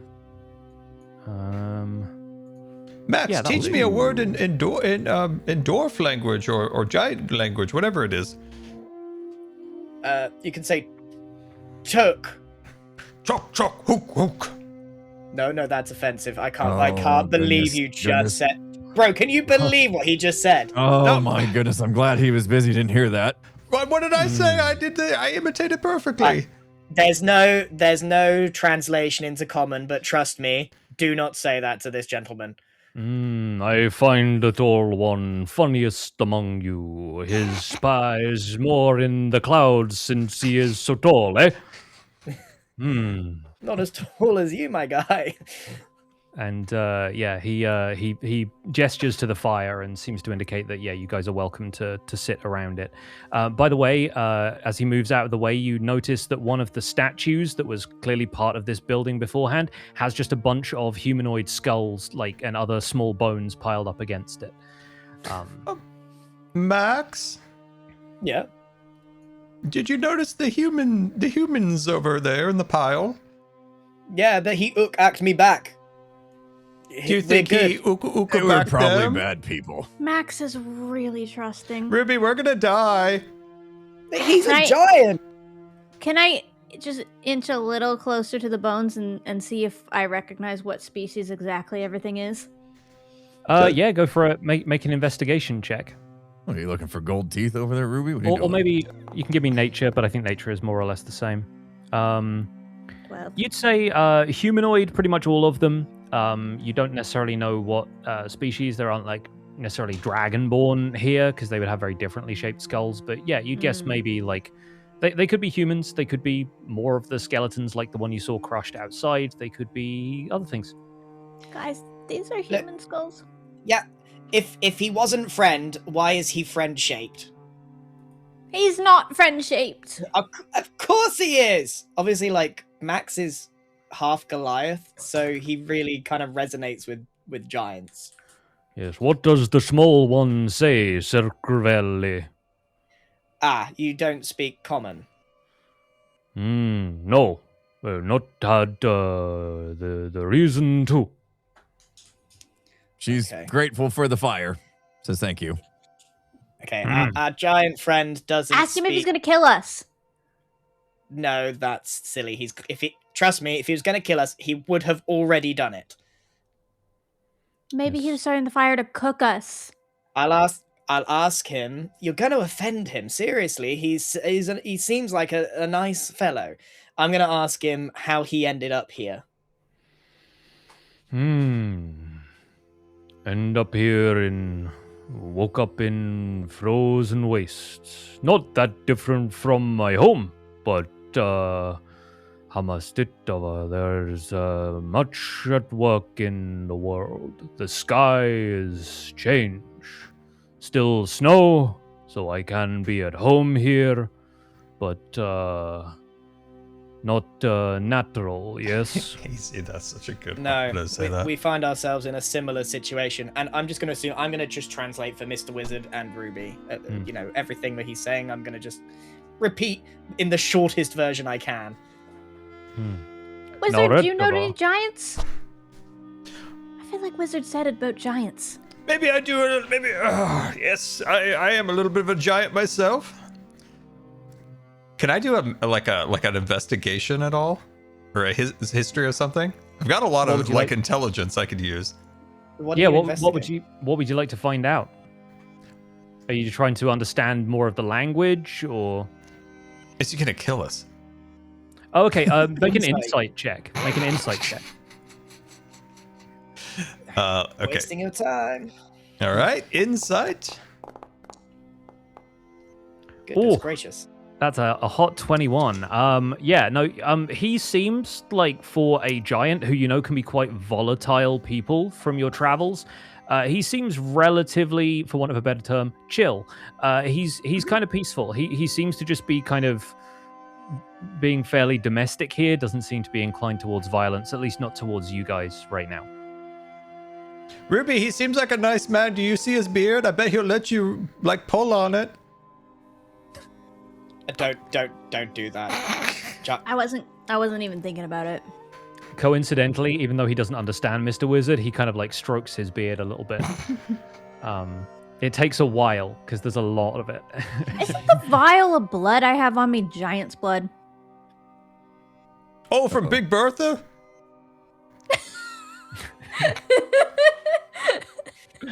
Did we ever canonically name who that blood came from? That's a question for anybody. We did now. It is now. It's in session 1. Okay. What do we? Okay, and I'm gonna ask the giant for some information. Have you seen any ongoings? We need to know where to go. There's a big boulder blockade up ahead, and we need to get on because we've got a big bad to beat. You are here to fight Lich, then, yeah? You know the Lich. You know Lich, the Lich. Lich in the tower sends fiends to me, Paholainen. They bear the cold without fear, but without respect. Crush them, Yomalila, and leave them to rot. I sort of bash my chest and go in respect of his defeat of them. And I ask him, was that tree that was uprooted back there, was that your doing? Did not have my axe, and tree was appropriate weapon at the time. What Very do we call impressive. you? Oh, I was given the name Villi. Long since the name was spoken by an outsider, Ulatavan. His name is Villi, Ruby and Wizard. Wait, ask him if he can push the boulder. He seems way stronger than us. That's a good one, Ruby. Also ask him if he has any sweet treats. The rubbery one would like to know if you have any sweet treats. Not treats for warm blood like you. I like popsicles. Let's just give it. If you've got something, just give it to him. He'll Snow learn his lesson cones. about asking strangers for sweets. I'll see what is left of the latest, and he goes over to where he's clearly like drying some skins and like letting stuff air out from animals that he seems to have killed, and he returns with just like a slab of raw meat, which he hands. It's about the size of Mr. Wizard's entire head, and he just like hands it to you between finger and thumb. I'm just There you holding are. a bunch of There's raw your- meat now. There's your sweet treat. Right, Villy, is there any way we can ask a favor? We've got to get through this pass, and you are 10 times the size of us. Would you help us move these boulders out the way? Naretova, I will help if you will take matter off my hands. The Lich sends these fiends to me because I had something I believe was his. I buried it in the snow under the statue in Frozen Lake before the claws came, Helusio Hararkova, the beast that is here but not here. That sounds exactly what we're after. This sounds like a win-win situation, Villy. Yeah, happy to help. Loistava minio, that you entered the crag with no furs, no naka, nothing to ward off the cold for your warm blood is brave but foolish. The dwarf is all muscle but no belly fat, used to the hot fire, the deep living, not prepared for the painayainen. Do you have anything that might help us against the cold? Can give you furs. Not much need for me anyway. Not much need for comfort. Have the clothes I need here. And he picks up, there's like a couple of skins sort of lying on the other side of the fire. He just like tosses them over you, basically.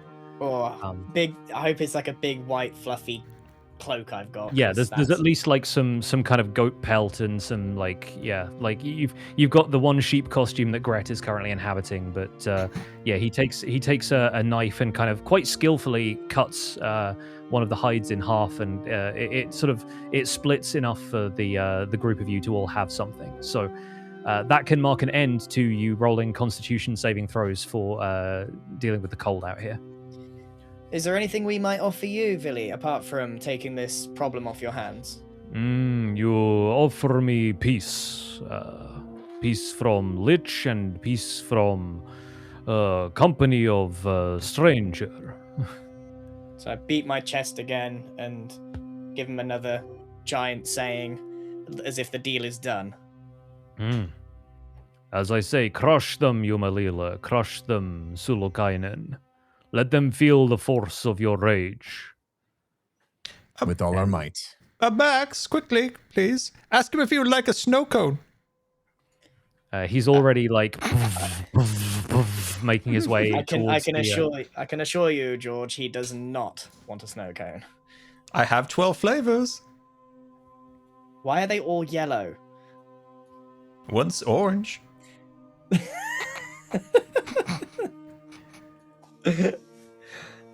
And so he walks off to the north, and you hear a yelp of surprise from Gret, who stayed with the cart in the northern part of the ravine. Forgot to tell Gret. Don't worry, Gret. He's cool. He's literally. I'm still walking with that meat chunk too, so I'm just kind of bobbing as I hold the meat chunk. Still dripping blood. So you guys make your way back to the ravine where the rocks have fallen, and just to speed us along through here, it takes Vili a very short amount of time. Like he starts like plucking boulders from the ground like it's nothing, heaving them off to one side of the canyon. By the time he's done, the snow has also slackened off a little bit. He sort of says, I can move the rocks, just give me a moment. And yeah, he just kind of shuffles everything to one side. Beyond this wall of rocks, slowly is revealed this frozen lake, which stretches off into the distance. And from here, its far bank is sort of obscured by all of the mist and the falling snow. So, Villy, where would we find this object you've been defending? The island in the frozen lake. I buried it at the feet of the statue. You'll see where the earth is disturbed. Okay. All right. We shall find it. You're not coming with? I prefer not to. There is much danger ahead that I wish to avoid, and would prefer a moment of peace.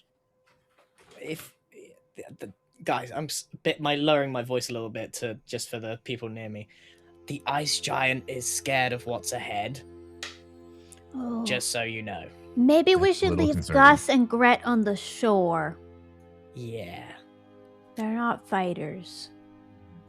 Wait, maybe this guy can babysit. Villy, would you mind taking Gret back to your camp, maybe? I don't know if he speaks giant, but maybe you can just share a slab of meat. He's a little bit hurt. He looks like a sheep, but it's just a costume. You sure this is just a costume? He looks tasty, well aged meat, no? You can do what Yeah. you want. He smells like one as well. I make a joke, Yumalila. Let me guard these as you make your search. But come back for them. I do not sit baby for long. Right you are. Please don't eat Donk or Gus, please. But Grut, kind of open-ended.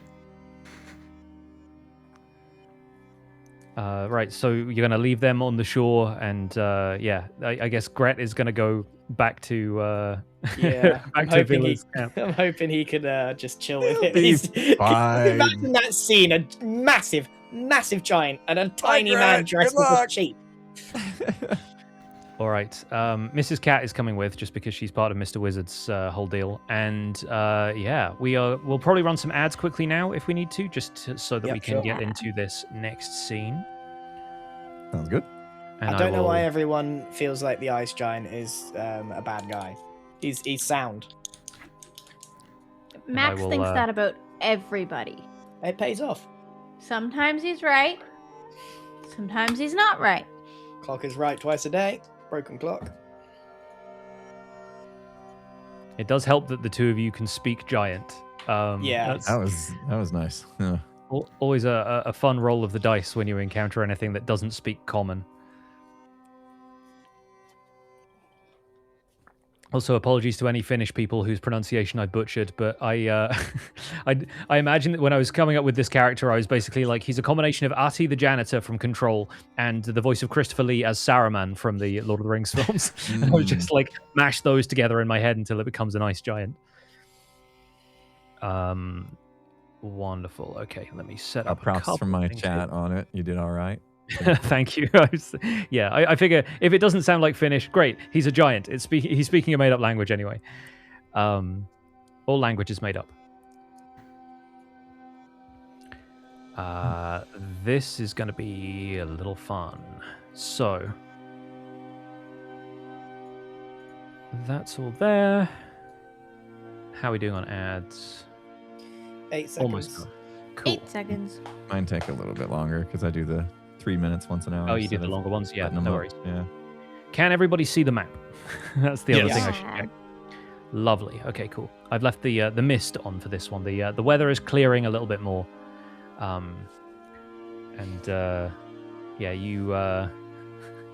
don't need to worry too much about the ice being like there's no kind of like telltale creaks and groans. You ever walked out on a lake when it's like it's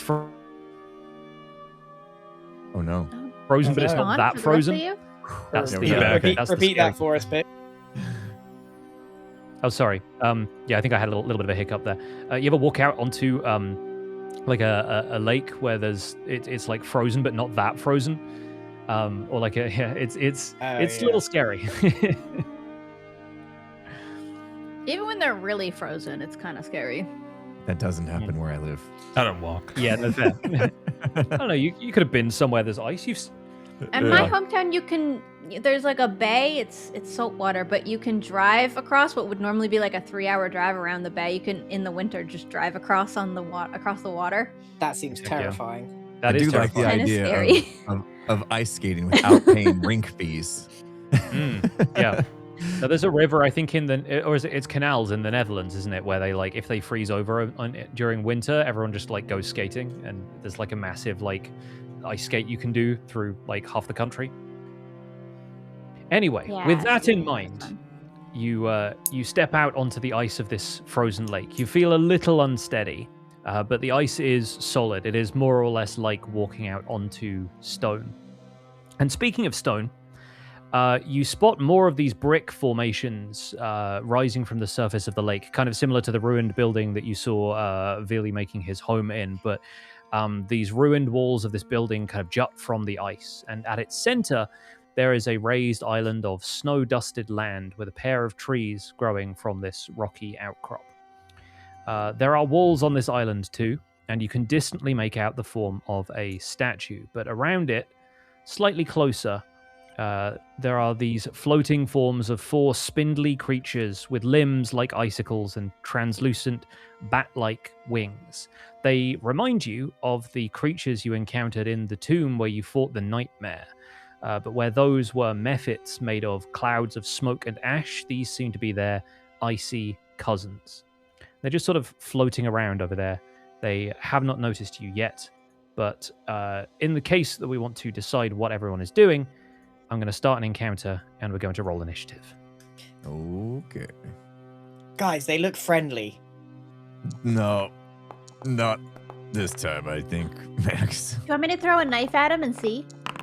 No. They look like frozen prime mantises. I butchered that word. 15 for me. Frozen what? Prime mantises. 16. All right. Just getting these rolls in. Uh-oh. Awesome. Okay. So to begin with, the ice mephits are just going to be floating around the island, and this one is going to move up there, and that is where its turn is going to end. They haven't spotted any of you yet, so Mr. Wizard is going to be the first one to act, but don't feel like you've got to all like leap into battle right away. If you'd rather consider anything else, if you want can to be sneaky. take a look around. Should we scoot over to the right? I'm going to put mage armor on. I never have a chance to do it, right? Fantastic. What a move. So cast that. There are these wall-like structures scattered around that we could take refuge behind. Potentially get some cover. Good idea. That reminds me of a long-lost land where we played paintball. What is paintball? Don't worry about it. Mr. Wizard says this as he strides off confidently. That is, Mr. Wizard, you're still only going to be able to move up to 30 feet on your turn, so we're going to have to move you back there a little bit. There we go. But what about the hoverboard? Yeah. Having used mage armor, so you've cast that on yourself. Is that an action or a bonus action?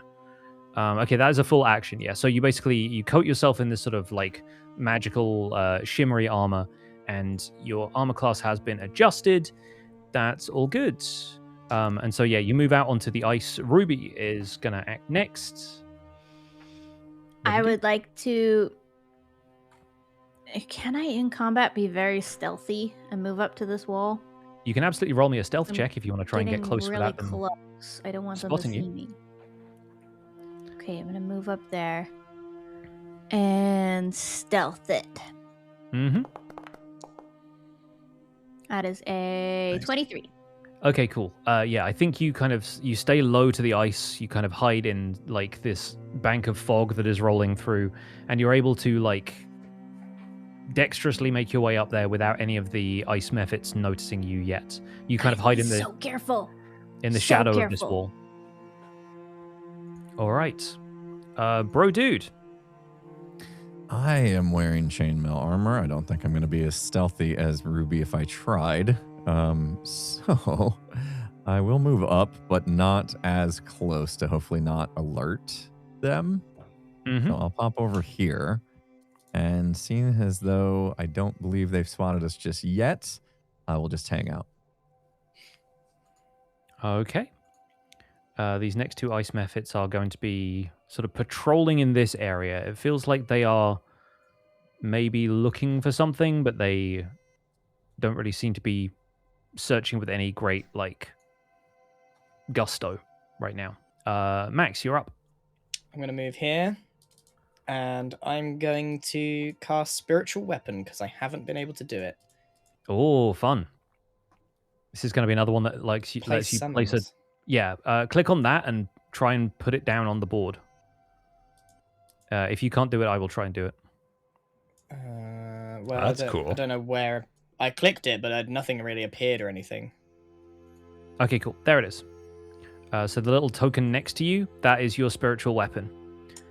It is, because the way that Spiritual Weapon works for me is whatever I've kind of been doing in the immediate past is in the forefront of my mind. So I've just seen the tallest man I've ever seen. And so I'm just picturing his weapon, which is an enormous hammer. Like the size of him, basically. Just a ridiculously big hammer. Awesome. And so, yeah, a ridiculously big hammer, which is, it somehow manages to feel ridiculously big while still being technically, in game terms, tiny, appears next to you, hovering in the air. You can use a bonus action on a later turn to move it up to 20 feet. And attack again, what I saw. And then you can attack with it, yeah. So read this again. It seems broken, this thing. Yeah, you get to attack when it first appears if there's something within range, but then you can basically move it independently of you up to 20 feet, and then it can attack a creature as long as it's close enough to attack in melee range. Right. And it's concentration, yeah.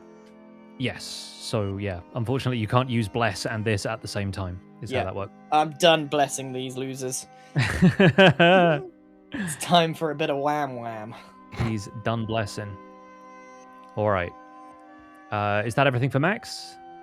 Yeah, that's it. Okay, cool. The final ice method is going to float over in this direction. And at the end of the round, you hear once again this sort of low growl kind of at the edge of hearing. But this time it feels like it grows in volume. And I'm going to ask Brohini Dudestone to make me a wisdom saving throw. A wisdom saving throw. All right. And I roll a 19. Oh. Okay. Something about this noise seems inherently familiar to Bro. And you reach back into your memory and you steel yourself for the conflict yet to come, because as this sound of growling rises in Brohini Dudestone's ears and you feel the hairs on your arms begin to stand on end, time freezes for all of us.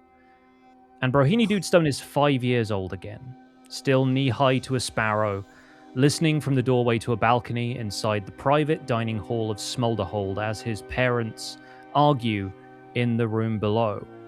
"Oh, the boy has to toughen up. Stonrick's teaching him to be brave and independent.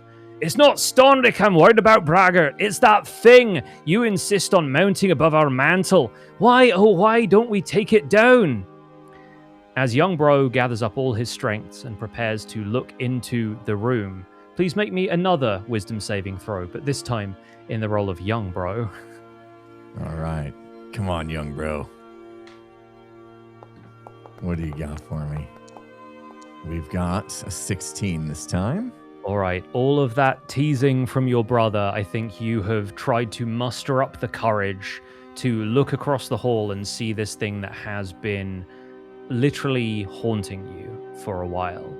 Mounted above the mantelpiece in the Dudestone Keep in Smolderhold is the head of a cat-like creature. It has jet black fur. It has this like pointed sort of alert ears. Its yellow eyes are wide and piercing. Its nose is wrinkled and its mouth is open in a defiant snarl. And 5-year-old Bro glances at it for as long as he dares, in fact daring himself to look for longer, to stare this thing in the face, and then turns away and closes his eyes as his heartbeat slows to a normal pace again. What does Bro say to himself as he's trying to calm down? This feline creature, it's kept me from sleeping. It's haunted my dreams. It's taunted me. It's made me seem weak in front of my parents and my brother Stonrick, who's never let me live it down as I wake him in the night in fear. I need to be stronger. I need to face my fears someday. I need to develop weapons that I can defeat him, even if in my dreams and my nightmares. Someday I will be brave enough. But today's not that day. This is all going through his head at 5 years old. What an internal life he's lived. He's already imagining this future in which he's the strong enough warrior to face down his fears. And his father's voice continues to rise from the room below. One of my proudest achievements, one of my greatest trophies, the alpha of the pack. The kid has to learn when a beast is conquered. He's got to man up, master himself, and if he doesn't, how's he gonna lead? When is he gonna leave his brother's shadow? And as these words echo forwards across decades, Brohini Dudestone hears them again as though his father is buried in the lake below him, frozen in this moment of misunderstanding. And out from the gap in between these trees steps this creature. It's the creature that Brohini Dudestone has heard in his nightmares. This is a kind of panther-like creature, but from its back rise this series of tentacles that are always constantly like waving as it sniffs the air and snarls.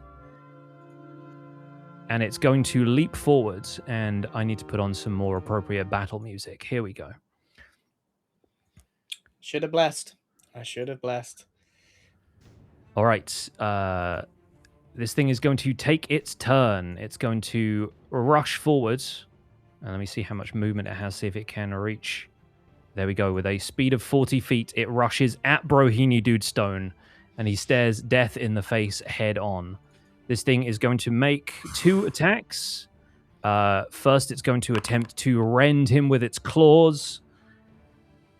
But Bro skillfully steps out of the way and it misses with an 11.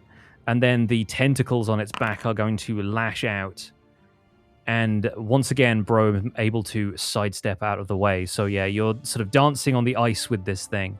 But yeah, it does not manage to land a hit on the first turn. Seeing this, the ice mephits also leap into action. And one of them is going to be over here. I'm going to roll a wisdom, flat wisdom check to see if this thing spots Ruby. But I think Ruby is pretty well hidden.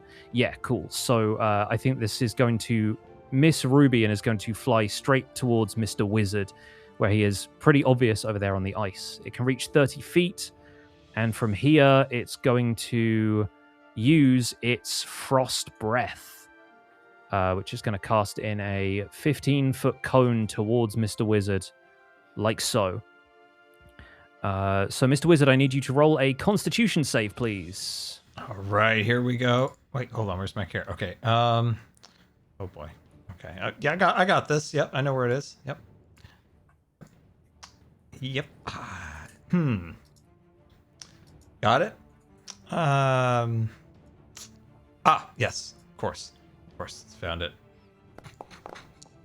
It's hard to find things in that big bag of spells. Oh dear.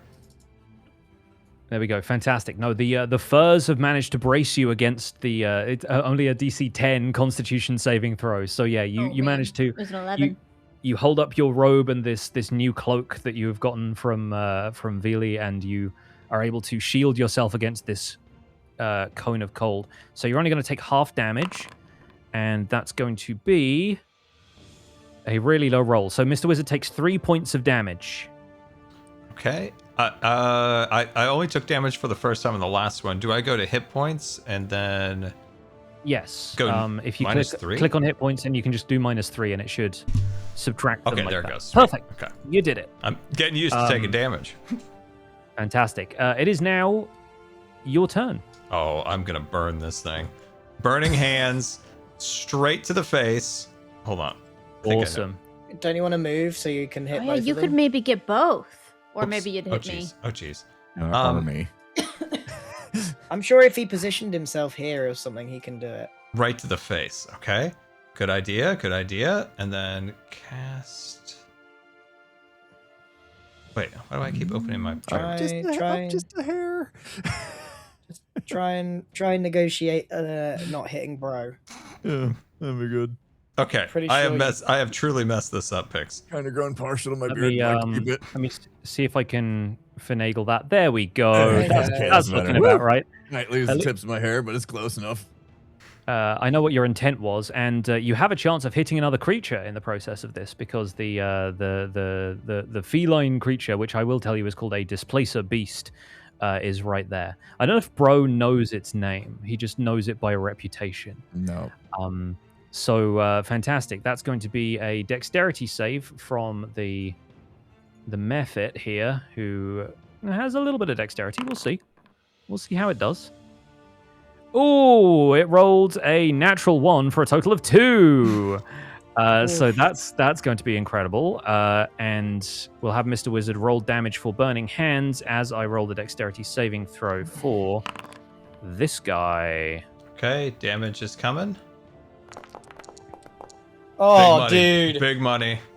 Yeah. Unbelievable. Okay, well, first of all, the ice Mephit is vulnerable to fire and it is vaporized by your burning hands because it takes double damage. So that's going to be 30 damage to that thing, which means it is immediately dead.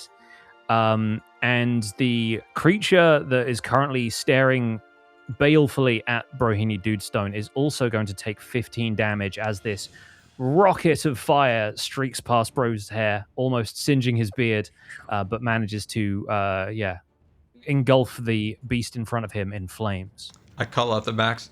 Better than the Yeti, huh? All right, that one is going to be defeated, and we'll take that out of the initiative. I'm going to put the other creatures into the initiative order, so they should be showing up for people. Yeah, great. I think that's there. Wonderful. Okay, Mr. Wizard, that's everything for your turn? Yeah, I can't move, right? I'm stuck right here. Yeah, I think if you've moved there, then that's about the... Okay, you've moved 15 feet. So you have another 15 feet of movement if you wanted to run anywhere else. I'm gonna go over Get here away. and go. Bro, Max, this time I used fire instead of ice like the Yeti. Woohoo. That's all I said. Two thumbs up. Sarcastically. Ruby, you're up. The Mephit is dead, but Brohini Dudestone is being faced down by a giant cat thing with tentacles. Okay.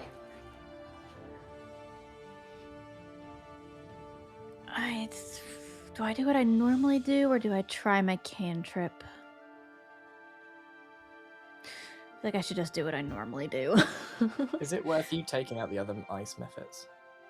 Would you rather I do that? No, I was just saying it's an option. I don't think they've noticed us yet, right?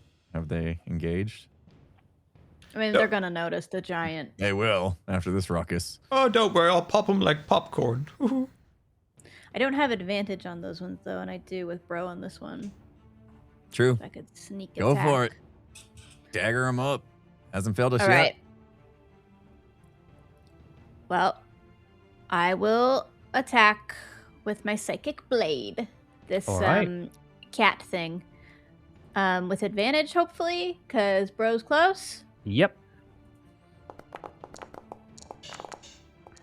Ooh, that was so close to being a 20, but it's a 23 to hit. That's going to be a hit. Nice. All right, damage on that. Oh, Is 6. Hang on 1 second. Sorry. Let me just check something. Okay, yeah. So, unfortunately, I just remembered this thing has a feature that cancels out advantage against it. Because I think, Ruby, you go for this swing and you're like, I'm certain that I hit this thing with a psychic blade. The psychic blade just disappears and, like, you're certain it passed through where the displacer beast is, but it doesn't seem to find its mark. And I'm taking, like, if you open up the rolls in the chat, I'm taking the first roll that you did there. The 2 was the first one and the 17 was the second one. So sorry for having to fudge that. I will try and remember that as we continue this combat. But yeah, so the psychic blade actually misses. Thank goodness I didn't bless. No, No different thing. advantage. Okay, so then with my bonus action, I'm gonna just move over here and hide again. Yeah, cool. Something is wrong. Something is, like, you know, unusual about this creature, and you're not quite certain what's going on yet. Maybe Brohini Dudestone can find out as he faces his fears. Yeah, still terrified. It but also nothing excited to for the chance to finally conquer my fears here. That first attack, I think I dodged it, but we were on ice. I lost my footing maybe and kind of fell over, so I'm kind of on the ground a little bit. So I reach back and I grab my immovable axe with the goal of swinging it down on the paw and trapping this into the ice by hitting the immovable button. So Nice. let's see if we can hit that move. All right. You'll be rolling with disadvantage. Okay. Oh, No, yikers. come on, man. It was there. And yeah, you again, you swear you hit this thing's paw, but something about it, like the axe like just hits nothing but ice. And yeah, something about this, like the fear starts to set in, like this kind of cold feeling down your spine as you realize that yeah, this thing is as formidable as your father said, and something about these attacks just aren't landing for you. So I think what I want to do is, as I have that realization, I realize I'm still on the ground. I'm still in some trouble. So I want to use a bonus action to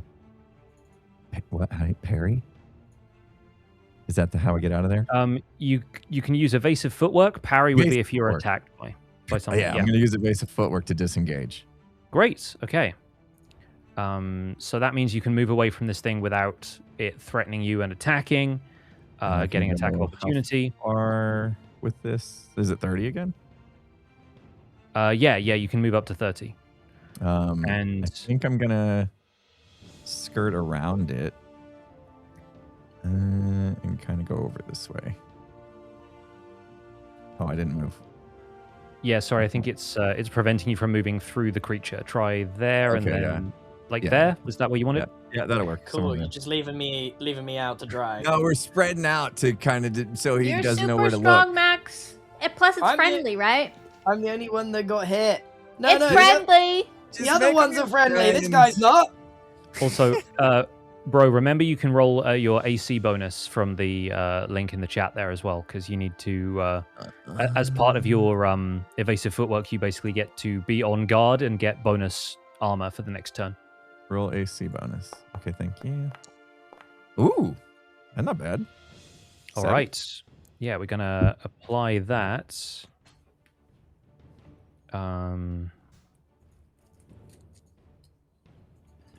Okay, I don't know why that's not letting me apply it, but yeah, we'll Someday remember I'm that gonna do something cool with this immovable axe. I swear. you basically have 23 armor class for the next time you get attacked on the next round before your next turn. Nice. Um, Okay. All right, the ice methods swing into action at this point. Ruby, you said you were hiding again? Mm-hmm. Cool. So the next ice method is going to move down towards where it sees the other folks hanging out. This one's going to move 30 feet to here and is going to attack Brohini Dudestone with its frost breath. So once again, I'm going to immediately goof up the templates. And there's templates everywhere. Hang on. So it's moving there. It's using frost breath. Sorry, one moment.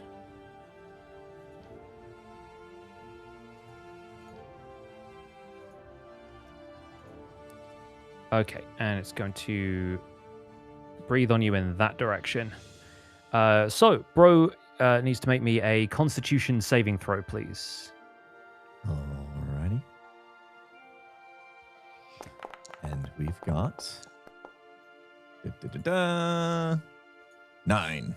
Okay, unfortunately, you are hit full force with this cone of cold, and you take 7 points of damage. Brr. Yeah, all of the extra fur is not enough to stop you from taking a cold blast to the face, but that is going to be it for the ice methods. So it's Max's turn. If I do any kind of check, is that my turn done? Like if I... Depends on the check. What would you like to do? Well, I ideally, I want to nature check it to see if there's any weaknesses, but I don't want to waste a turn of damage. No, I will let you do a nature check for free. Like you can maybe you've seen one of these in the circus and it kind of occurs to you instantly. Like I'm cool with that. Okay, let's have a look. See if I can figure out if he's got any. Oh, for goodness sake! The game is so hard, like punishing you for getting rid of Halfling Luck last session, and I think that's now coming home to roost. You have never seen one of these things before in your life. Critically has no idea.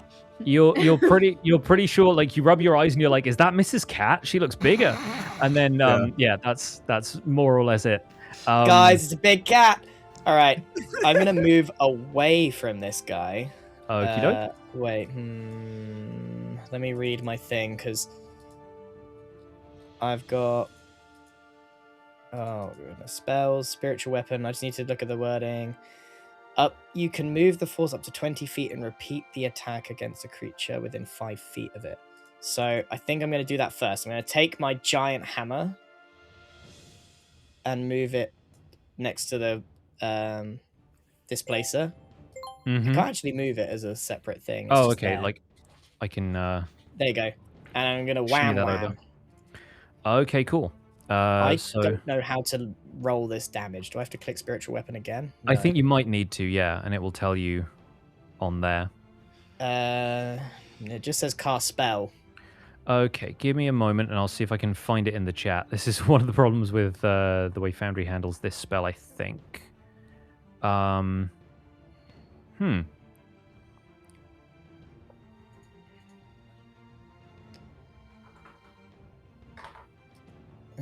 View item, display in chat.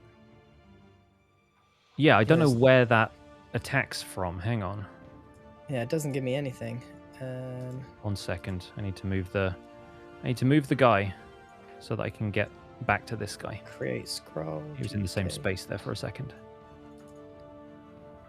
So when I click on this thing, I have move and attack as an action that I can roll it for it. If you're happy with me doing that, just for the sake of. So it's a 1d8, right? Yes. At first, it has to roll to see if it attacks. It's also going to roll with disadvantage on this thing. Okay. And it rolls a 12, which unfortunately does not beat this thing's armor class. And so you see your spiritual weapon, which you're directing, sort of swings at the creature, but once again does not find its mark. In the meantime, I will also try and convey ownership of this to you so that maybe you can try doing this. Okay, in that case, I will then move back and I'm going to cast a guiding bolt level 1 because I need to save a spell, I think, for now. Okay, great. Do I have to do that with disadvantage? Yes. Wait. Hang on 1 second. Sorry, let me check that. Let me check that. Yes, all attack rolls have disadvantage, yeah. Oh, but a 13 hits, even with disadvantage, you managed to hit this thing. Sweet. Fantastic. And now, roll damage, and every attack made against this thing is going to have advantage. So technically, everyone's just going to be rolling normal rolls. So you've cancelled out the disadvantage for everybody, which is amazing. So just roll damage for guiding bolts. normal. Yep. Okay, 17 is huge. Fantastic. Okay, so this thing takes wham. 17 damage. Yeah, you see this thing rear back in pain, and it seems like the guiding bolt streaked towards, like, it kind of curved at the last second and hit. And so, yeah, the Displacer Beast has been hit by that. I genuinely don't know how I'm supposed to give you ownership of this. Oh, wait, spiritual weapon. Oh, no, this I don't. Weapon. It's got to be on here somewhere. It's just, yeah, I will figure it out before next session. Right, moving on to the Ice Mephit, who is still up here by the little statue. I think this one is also going to now notice that there is a melee happening and fly on down towards Mr. Wizard. The Displacer Beast now gets a turn. So it's going to stay within the threatened range of Max's spiritual weapon and is going to take a clawing strike at Mr. Wizard. Oh no, not the wizard! First of all, I'm a let's go squishy to boy. open. Bro! a 16 hits Mr. Wizard's new You're armor the class. Oh my gosh. No. So we're gonna roll. Oh, Wizzy. Oh, no. He's too soft for this. This is So Mr. Wizard takes 5 damage from this thing's claws as it barely grazes him. And its tentacle attack was a natural 1. So yeah, I think he's too busy wacky waving away from it, and the tentacles miss. So -5. Yes, -5. Oh dear. Oh dear. That is going to be it for the Displacer Beasts. Mr. Wizard gets a chance to retort, because you're up next. Can I do any magical detection to see like what spells will work better on it? Because he's kind of avoided like the psychic blades and stuff like that. You can definitely give me like an Arcana check or maybe a Nature check, whichever you prefer, to see what you know about creatures like this. See, that's okay. That's 19, and then yeah, I'll do Arcana.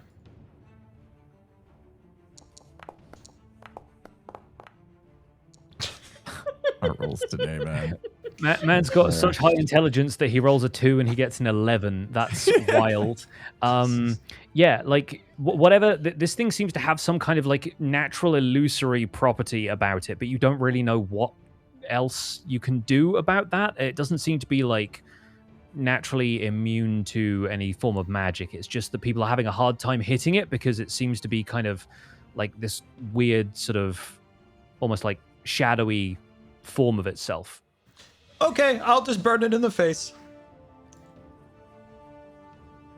Oh god, this All right. I'm gonna mess this up again, right? Oh my god. It's gonna make a dexterity saving throw with advantage, and it succeeds. So, well, let me see. It takes half damage on a successful save. So yeah, yeah, you definitely still hit it, and I need you to roll damage for me. Okay, damage. I'll get rid of the Burning Hands template because I mess that up every time. It's all good. All right, 11 rounded down. It takes 5 points of damage. As, yeah, the flames sort of lick out towards it, and it sort of leaps back out of the way, but is still hit by some of the flames. Okay. You would have to move, like, staying close to this thing if you wanted to move at all without taking any extra, like, attacks of opportunity. But does Mr. Wizard want to move, or do you want to stay where you are? I think I'll stay where I'm at. Okay, great. Ruby, you're up. And Brohinia's up next. Oh boy. Yeah. There's Take so out much- the little guys. Yeah, but isn't this the one turn where we can actually hit this thing? Is it? Is that how, I don't understand how it works. Because you're guiding bolt. Oh, of course. Sorry, you had advantage, didn't you? Yeah, so Yeah. it would cancel out. Okay, cool. Yeah, good to know. I don't understand what's happened. Can you explain? Guiding bolt has a property that gives you advantage, and because you have disadvantage on hitting this thing, the two of them cancel out, and so you just roll normally instead of rolling with disadvantage. And So- so Yeah. Scar should have Guiding rolled bolt with guides advantage. the hits. It works slightly differently for spells that have saving throws. There's like a different property going on. Okay, so Yeah. If Ruby attacks, it's with advantage, so it's a normal attack. It meets in the middle. Can I Yeah. double cancel that out by planting my feet and trying for advantage, or does it not work? I'm going to say yes, because I'm feeling generous today. He's feeling generous, guys. Also, Mr. Wizard is right there, and yeah, this thing has its back turned to you. You're like Yeah. you basically fulfilled all of the requirements for sneak attack, so I'm going to say yeah, you've got advantage. He's letting me sneak attack. Plus the guiding bolt. Plus the guiding bolt. On top of that. Technically, I think advantage isn't supposed to stack, but it's a gray area when it cancels it out, so go for it. I'm a squishy wizard. I'm saving our squishy wizard. Hold on. Oh, get in. And that'll do it. And That's a crit. it's a 20! That is why you give players advantage in moments like this. It's a crit! It's a crit! I'm trying to save the wizard so bad. I'm so worried about him. So roll damage with critical. Roll sneak attack. And sneak Oh my attack. gosh. Is sneak attack critical as well? Yes. Oh, my I've my taken gosh. advantage of your kindness massively. So that's a total of 29 damage. Oh my god. gosh. Whose favorite Incredible. princess? Yeah, something about the way you throw these knives, you've found their mark like almost immediately. Like you see this thing leap back from Mr. Wizard's cone of flames, and you instantly shoof shoof like psychic knives straight to its back. And I think one of the tentacles ends up getting like sliced off by the force of these things. Perfect. And instead of using my bonus attack to attack, I'm just going to use my bonus action to hide. Okay, cool. You're hiding round by those walls. Fantastic. It is Brohini Dudestone's turn. All right. At the moment, I'm being a little bit overwhelmed by a feeling of guilt and shame because after I missed my last swing, I ran away with my fear taking control of my body. And this time, I've determined after seeing this thing attack Mr. Wizzy that I am going to get in there and do what I can.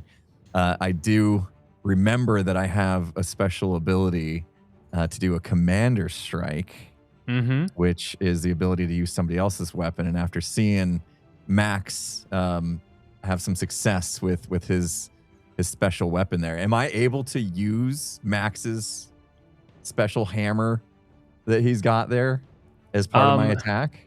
Interesting. I'll say we can house rule it a little bit. Like it won't quite work the same way Commander's Strike does, but like let's have you make a melee attack and we can kind of like flavor it, provided that you hit that you're like grabbing Max's spiritual weapon out of the air and using it. Like I like that as a so melee. I need to rush in, right? Rush in. Do you want my 16 impulse? Ooh. Would that help me? 14. It was 14. It's a 14, but you're rolling with all of your attack bonuses, which means I think Bro hits like a 21. Yeah, it's worth it. Okay. Yeah, let's ensure this. Let's ensure this goes. Okay, so what do I do? Basically, give me a normal great axe thing, but don't roll the to hit dice. Instead, just click damage when it appears in chat. Okay, normal. Attack roll on the great axe, yeah? Yeah, you can close that. This is the one that's being swapped out for Mr. Wizard's special attack. So instead of just roll 14, it would have been a 20? Yes. Is that how that now works? You can just now you can just go ahead and roll damage. And then roll damage on that. And then this would be... It would have been a 21 total, yeah. A normal on that as well? Mm-hmm. Okay. Oh dear. Come on, man. All right, sweet. What's going on today? So yeah, you grab Max's spiritual weapon out of the air, this sort of radiant like hammer that has appeared nearby, and you slam it into the side of this thing. And as you do, you realize the secret behind this creature the entire time has been like something about it.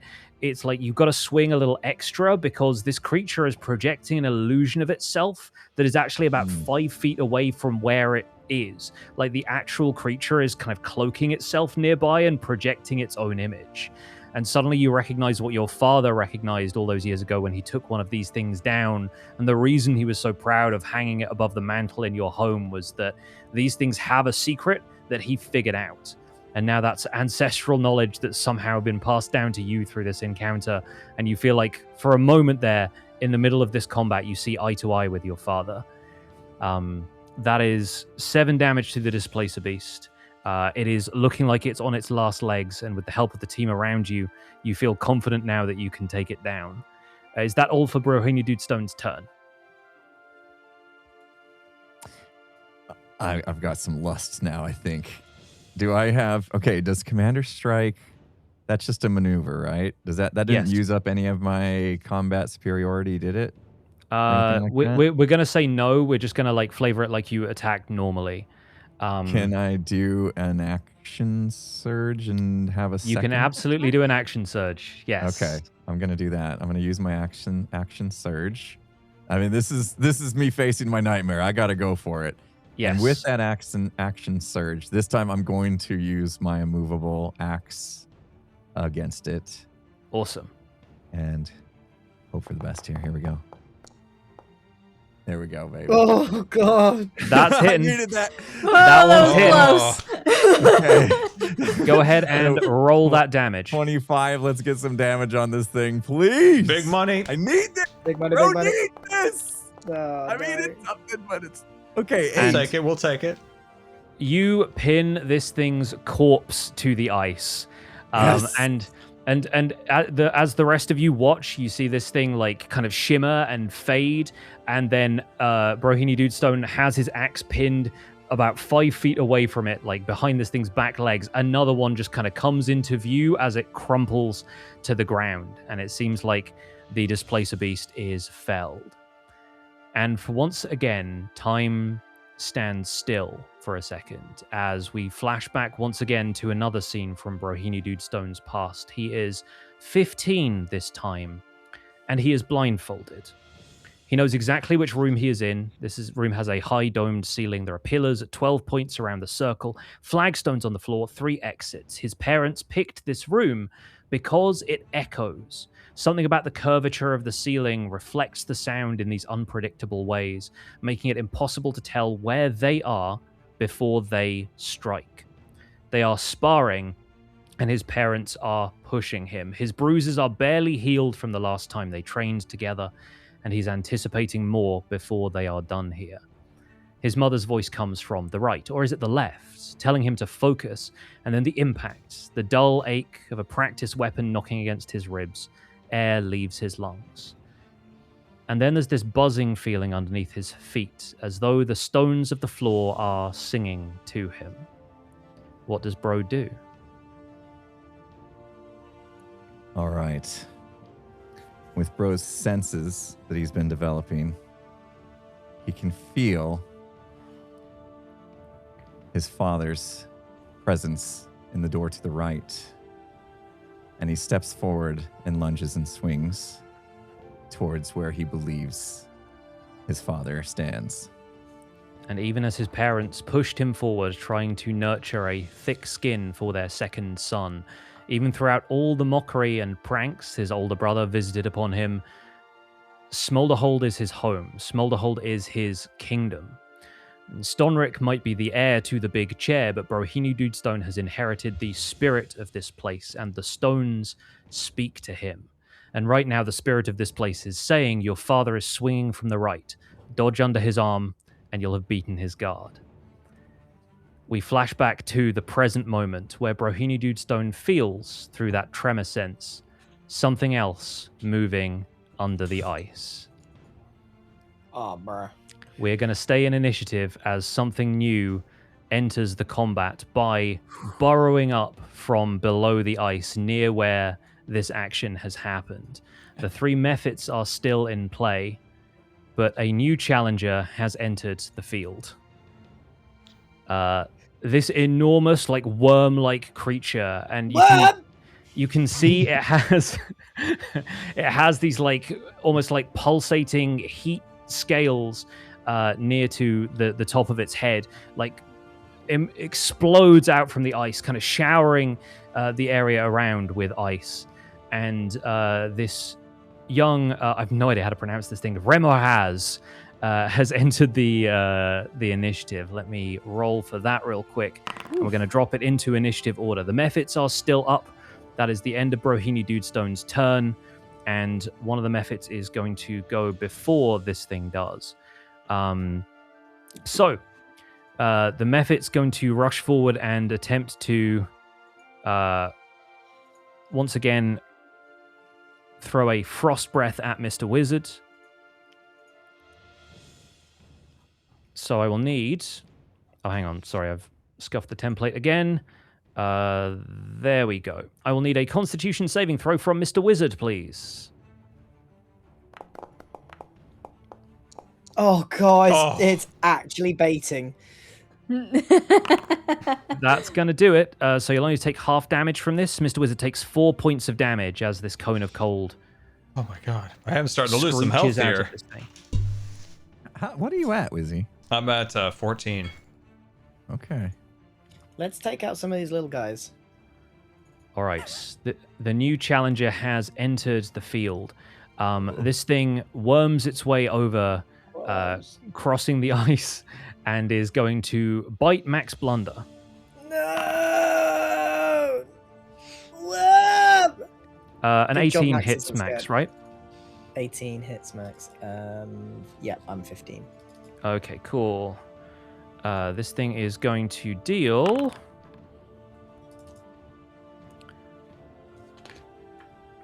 Oh, okay. That is 24 points of damage. Max, do you need I'm a on bandage? 4 health. I am Do you on have a health 4 potion? health. Oh my gosh. And this thing seems to be like, you know, it's you see steam coming off of this thing, like it's got this kind of almost like wave of heat that it is charging up. But that is going to be the end of its turn. Uh-oh. The other ice mephit here is going to make a move to attack Bro, and is going to attack with its claws this time. And it misses, only rolling a 7. So that is now Max's turn.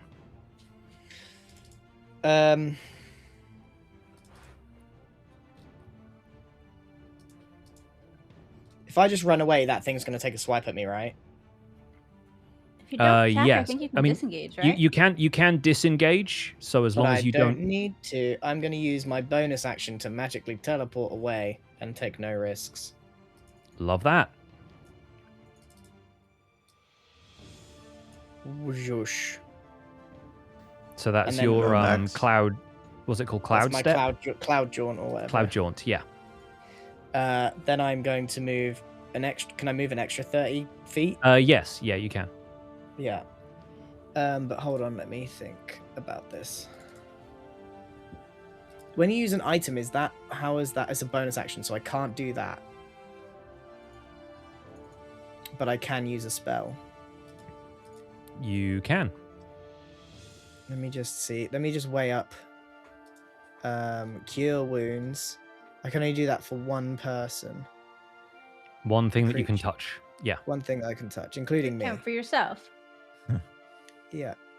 The healing increases 2d8, 2d8. So the max I could get is 16. So I really want to use this on a second level slot. So you on get an myself. additional d8s. Yeah. Nice. 24. Pretty good. That's your basically all the damage you just took, right? 28. Yeah, so back to 28. All right, that was good. And then I think I would like to get away a little bit further. Oh, but wizard will Yeah, die. right here. Can I make a ping on the I am map? gonna head this way. But since I can't do anything else because you get one bonus move, right? That's it. Yeah. Yeah. So that will have to be me. I think I can't do anything else. All right, fantastic. The ice mephit is going to see you moving over there and flit over. And this one is going to claw at you. Let's see if it hits. 16? Is that hits? Yeah, I got 15 Yeah. armor class. All right, this thing is going to do tiny nick of damage. Yeah, that's 6 points of damage. That's As not the meta. tiny. It claws at you. It does a claw. And it's asking you to keep concentration. You do still have, actually, your sword that's next to Bro. Yeah, I couldn't use it yeah. because I guess it's a bonus action, right? Yeah, okay. it was a bonus action, so I used the teleport away. I hear you. So what do I need to do? Do I need to do something? Yeah, the chat should give you the Oh, yeah. DC 10 concentration. You just need to roll and beat a 10. 9. Okay, unfortunately, the spiritual weapon disperses. Guys, the rolls. on! All my rolls have been terrible today. And Max's concentration is broken. Right, we are back to Mr. Wizard. I think I can take both of these guys out with fire. Do it. Yes, wizard. Ooh. Yes. Okay, I'm gonna cast spell. But Pix, I always goof this cone thingy up. Okay, I can place it for you. Yeah, should I just set it down and then just I always mess that thing up. And then while you're doing that, should I do damage? So throw. Whoa. Does he need to move up a little bit? He could move up Get a one straight to get an shot? easier shot. Yeah. I don't know why I can't It's place turning, that. it's turning, it's turning, and What? That doesn't make. What? He could just move forward one. He has got the movement. yeah, I think you can still get like that. There you go. There you go. There you go. You got it. So- You got it. so you got go- it. You got go it. here. It's there. No, it was there. It's right there, dude. It's fine. Wait, here? You can No, stay go there. back. Go back back where you here. were. You can stay where you were. I There we like the idea that he just did a small circle before he decided to cast a spell. Yeah. He's just pacing, trying to figure out what he wants to do. Just Derek Zoolander's in place. He can only turn left. Yeah, so just go ahead and roll that damage. That's going to be 10, which means 20 points for both of them since they have... Oh, they are each on 1 hit point left. No way, Oh. dude. They have exactly 21 health. Oh my gosh. Even though they took double damage, they are somehow still up. Oh. Yeah, that is that everything for Mr. Wizard's turn? You used some movement, but it kind of ended up back where you were. Do you have wanna do anything else you could do, Wizard? Chuck a rock at him. Do you have bonus actions of any kind? Yeah, I don't know if I have any bonus actions. Chuck a rock at him. We can't let him have a turn. Can I give him one of my snow cones, the special yellow ones? If it's my turn next, I'll just kill him. It is now Ruby's turn. But I don't have special, like, bonus actions, right, Pix? You might have some spells that are bonus actions, but I don't think they're anything that Yeah, you'd okay. need to use right now. Okay. Yeah. Oh no. All right. I will get my psychic blade out and throw one at the one closest to Max. Throw a crowbar. Since it's next to Max, do I get advantage? Yeah, I think so. Nice. I take advantage everywhere I can get it. Mm-hmm. That's definitely gonna hit. All right.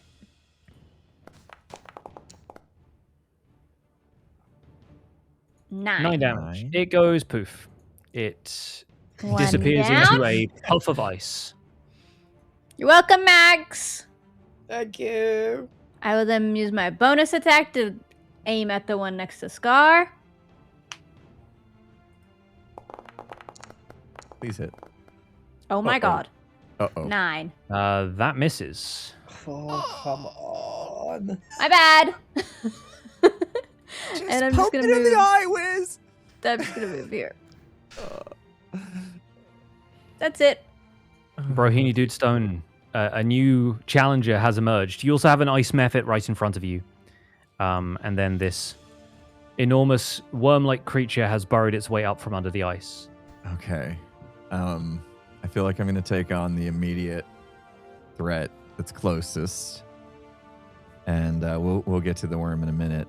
But I'm going to get out I guess, the immovable axe, it has some kind of advantage, right? Like it's better than my great axe in some way? Yeah, it's got a, Even if it's, I don't it's use a its plus special 1, so feature? it, yeah, it okay. does. And I think I'm Better chance close to enough, hit. right? Yeah, it's right next to me. Mhm. Okay. I'm going to go ahead and take care of this ice guy, hopefully, with my immovable axe. Or not. Do I have enough? Is that hit? Unfortunately, that does not hit. Oh my gosh. Oh, With this a has not 9. been a good combat for us. What is happening today? What do I want to do? I'll just... Do I still have that extra armor class that I got earlier? Is that gone? Was that a I one? think that only lasts until the start of your next turn, which you've already taken. Oh, So yeah, okay. that's gone back Then away. it's You could plus use 2. evasive footwork again. I could. It's going to take up my bonus action, though, and I think I'm going to need those for something else soon. Right? Well, yeah, you can take a bonus action anytime between now and your next turn. It refreshes every turn. So Oh, does it? Okay, Yeah. I thought I only had a certain number of those I could take. oh, that, I mean, you're Your talking about your dice, you do. superiority dice. Yeah, you got 3 more uses of that.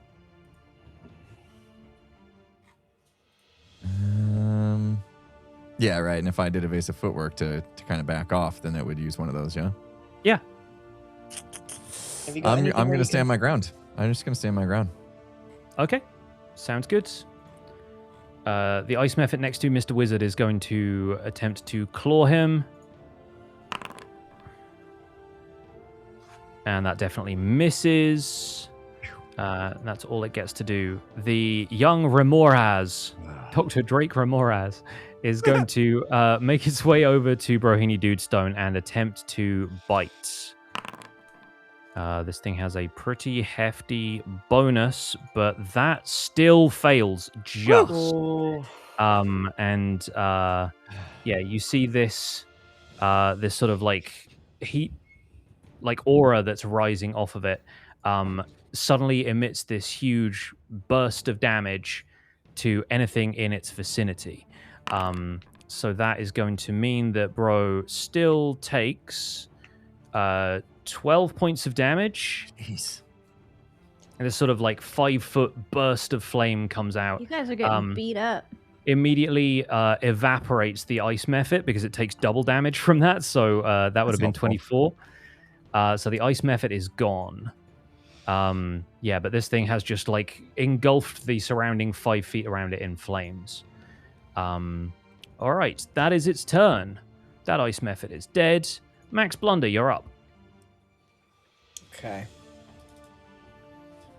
Are you still low? 22. Wizard, what have you got? I think I'm on 14 health. Okay.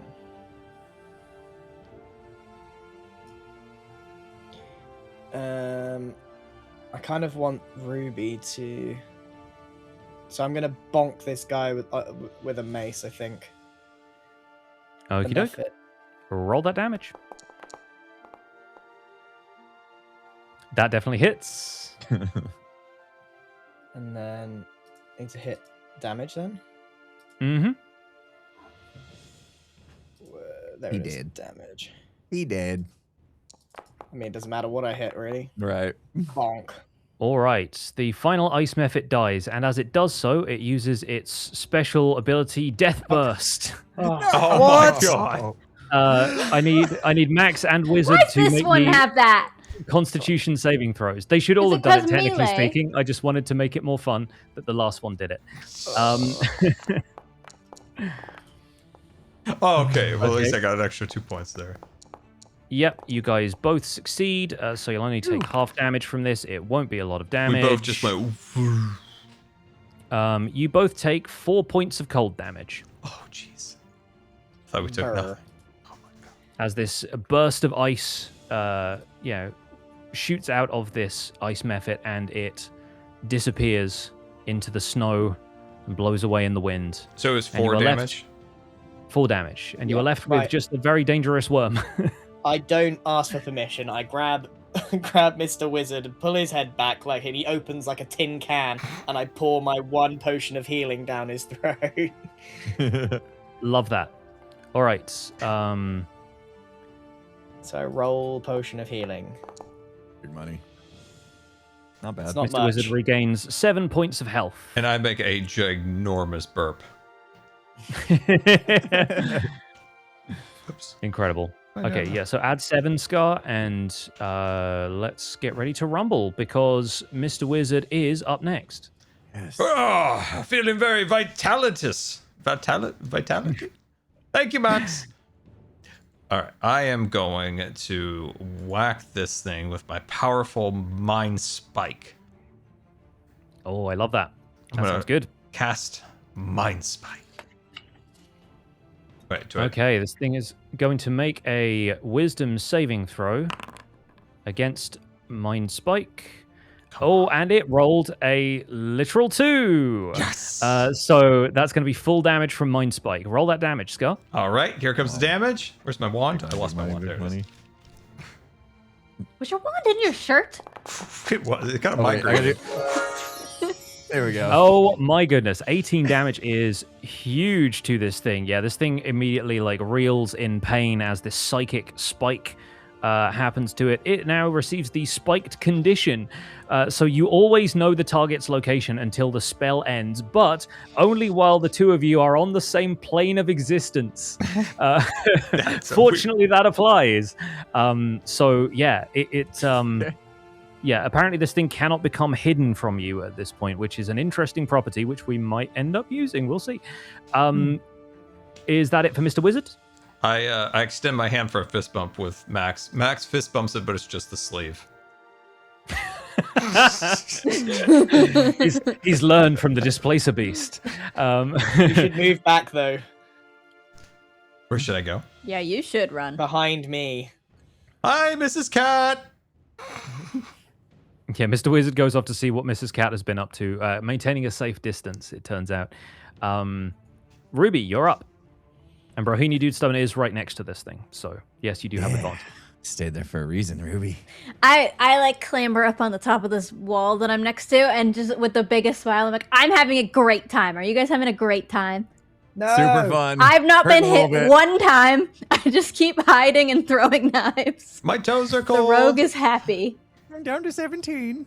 This is the happiest rogue you've possibly ever seen, and she's getting some more psychic blades ready to attack. Oh, wow. Oh, wow. And- my gosh. With a crit! Oh my gosh. You're getting all of the rolls that were intended for Grian. I think that's how that's worked. All right, go ahead and roll crit It's damage, a please, Ruby. crit! She can't keep getting away with this! And a sneak attack crit! Oh my days. All right, so 25 so far. And now, with an extra smirk, I ready a second blade from my mind. Rolling that And second mind Bonus blade. attack. With advantage. Oh my Oh, an gosh. 18 or an 19.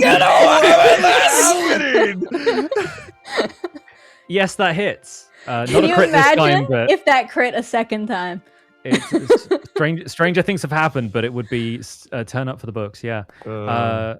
Okay. Ah, Bring this her back one's a down. Bring her back 5. down. And 5 Good. point of damage. With that, this thing is bloodied. It seems to have taken like half its health, and yeah, you've really laid into this thing. Ruby's psychic knives Yes! streak across, and Bro Dude, you just see this thing reeling from like psychic attacks from both sides with Ruby and Mr. Wizard. And Bro Dude, you see this chance to seize the advantage, and you're up. Oh yeah. Use your cool one-liner! I hope you thought of one! You can't use mine! All aboard the bro bus. Lamb! Oh. Boo! Oh, Boo! Here we go. Movable axe coming out. Go ahead. Come on, baby. Now, Oh. what is? Ruby took all the cool. Yeah, an 11 unfortunately does not hit. Yeah, this thing like, Bad one-liner! My this bad. thing writhing in front of you. I'll think of one before the next battle. I promise. All right. I'm going to, since I'm low-ish on health and this thing hits hard, I'm gonna go use my second wind to try to recover some health. A very good choice, I think. Yeah. So we'll see what we can get back here. I will roll a d10 to give me. Ruby, I'm gonna need to borrow your die next turn, please. I got a 5 Knives! back. You need knives. 5 back. Yikers. All right. Give myself a +5. All right. 22. And that's me done. That's you done. All Probably, right. Actually. Having taken a bunch of damage, this thing is going to disengage from where it is next to Bro Dude. It moves 5 feet and then it burrows back into the ice. So you all see it disappear from view, but Mr. Wizard knows where it is. And so, Mr. Wizard, you see this thing move another maybe 15 feet or so, almost like tunneling through the ice. The rest of you see it kind of disappear under the surface. But yeah, it seems to have retreated from being on the surface, at least for now. Right, next in the order is Max. Max, the combatant, has left the field as far as you know. What do you do? What can I do? Let's have a look. You're not Spells. concentrating on anything right now, right? Yeah, there's not much point doing anything else. You reposition. I'm just looking at my options.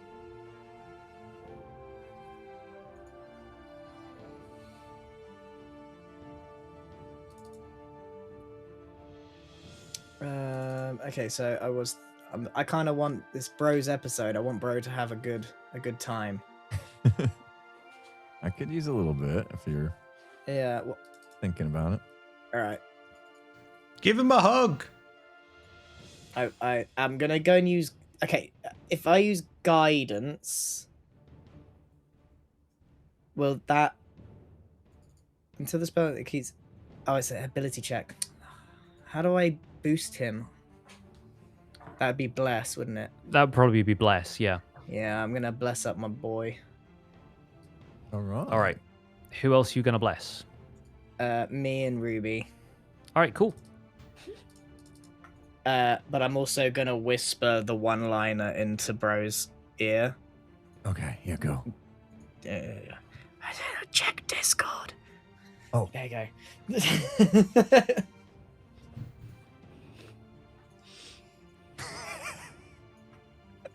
Nice. All right. All right, cool. Took me a moment, but those three are all blessed. Is that everything for Max? Don't think I could do much more. Mr. Wizard, you're up. So I know where it is. Can I still hit it? You can still hit it if you use Magic Missile. The Magic Missiles will literally follow this thing down the tunnel it has just bored into the ice. Okay. But everything else, you need like a straight line between you and it, basically. All right, Magic Missile. Wait, you have no available second level spell slots? You can use one. You can use your first level spell slots. Oh, He's used them as well. what did I? You've used all your spells. Oh no. Did I use all my spells? You are as useful as Mrs. Cat now. Oh no. Yeah, we've had a Mind Spike, we've had a Magic Missile, we've had a couple of Burning Handses, we've had a Mage Armor. I'm thinking this adds up. Oh yeah. I like to think that Wizard now is just like turning out his pockets and they're empty. It's just like lint and things coming out. Yeah. Is there anything so else? There's no cantrips or anything I can do? You got cantrips. You've got a Ray of Frost, but unfortunately with this thing underneath the ice, it doesn't seem likely that a Ray of Frost is going to get there. What if I use light and I light it up so we can see it under the ice? You have to be able to touch something to light it, unfortunately, and it doesn't work on like organic objects. We said it worked on Max's clothes. We kind of like homebrewed that. Can he touch the ice? It's like a shadow. The shadow would go underneath. I mean, you touch one large or smaller object. Okay, the lake of ice is bigger than large. I'm sorry to say. I tried. Large is basically like a 2x2 set of squares on the grid. What cantrips have you got? Can I make friends with it? No, I don't think I'm in range for that one. Yeah, it needs 10 feet. Oh my god! You might just have to retreat. I think I'm gonna have to Wizard. retreat. Yeah, I don't. Yeah, wow, I didn't A realize. wizard without spell slots really is useless, isn't it? Well, it depends, but yeah, he's got quarter staves and daggers, but he can't really use any of those at this stage either. So just remember, you still have that 7 divination. Okay, I'm just going to pull my crossbow out. I'm gonna put my wand away. I'm gonna pull the crossbow out and just hold it, and that's my move. Great, that sounds like a good move to me. You can hold your action until the thing arrives, and then you can shoot at it with a crossbow. You can do that. So that's over to Ruby then. Ruby, once again, this thing is tunneled under the ice right now. Ruby will move to land. So as to not need to worry about it coming up in the ice wherever it is. And then I will hide. Okie doke. Ruby is hiding. Over to Bro Dude. Oh, crowbar, not crossbow. Ooh.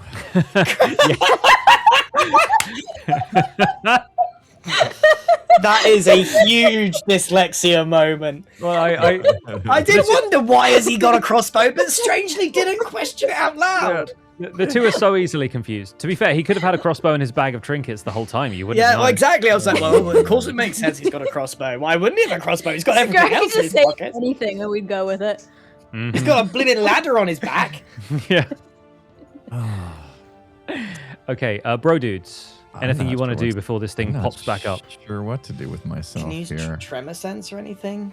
Yeah, that's what I was thinking. Like if I use the tremor sense to kind of like really pinpoint where it is. I will absolutely let you do that. That sounds like a perfect use of tremor sense to me. All right, let's do that. Here we go. It's almost as though I designed this encounter to make use of tremor sense. That's very, very good. So yeah, you within 60 feet, this thing is definitely burrowing under the ice, like less than 60 feet down. So yeah, you feel through the ice. This place once again sings to you, and you hear this low bass note of this thing moving through the ice, and you get the sense that it's going to pop up probably somewhere around here in the next turn. So if you want to, you can move into a space near that and ready your action to hit it as soon as it pops up, and we'll let you act ahead of the young Ramorhaz's turn. That sound good? Yeah, I like that. So if I pop over to about here, because he's going running jump, one square there, and then can I try to like hit him through the ice? Then can I actually attack? You're like readying your axe, right? Right. You're, okay. Raising it up like whack-a-mole. Yeah. Just waiting for him to pop up. Okay. Absolutely. Yeah. So as Bro Dude anticipates, this thing gets to move just a little bit more on its turn, and it's going to pop up from the ice. So we'll go back to Bro Dude's turn so that you can go ahead and give me a Great Axe attack. Yeah. Or move. It doesn't matter. Great Axe or immovable. Does it matter? Well, yeah, movable. Yeah. Got it. Okay. And then I'm blessed, so hopefully. Oh, 13. That is unfortunately not going to hit. So you swing down on this thing, like you still do, like you execute this flying leap and you bring it down right as the thing emerges from the ice, but like a block of ice kind of knocks you back out of the way, and you're repelled by the thing emerging from the ice again. Do you know what happened? I didn't do my line. I won't make that was it. Didn't do the line. I didn't do the line. Also, no one told the die that this was my episode. I've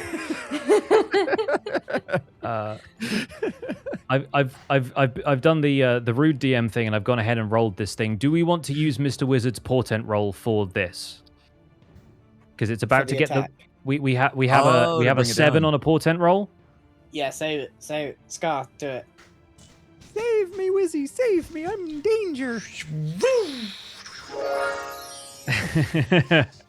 And yeah, Mr. Wizard foresees this event and yells something to Brohini Dudestone. In the nick of time, Bro Dude is able to duck out of the way as the Ramoraz's bite hits nothing but air. And once again, because it's been tunneling up under the ice, it's still on cooldown from this sort of heat aura that it has around it. So it is not going to get to use that this turn. Max, you're up. Right, you got one more chance at this, bro. Don't mess it up. I won't promise, I'm gonna cast command to make it halt. Doesn't do anything. That's going to be a wisdom saving throw from this thing. And wisdom is not its strong suit. Yep, it literally rolled a 2 again. So yeah, this thing halts in place. And yes, on its turn, the target doesn't move and takes no action or bonus action. Sick. You've got a chance. Use the line. Is that everything for Max this turn? That's it. All right, great. Mr. Wizard, you're up. Are you going to continue to retreat, or what's the plan?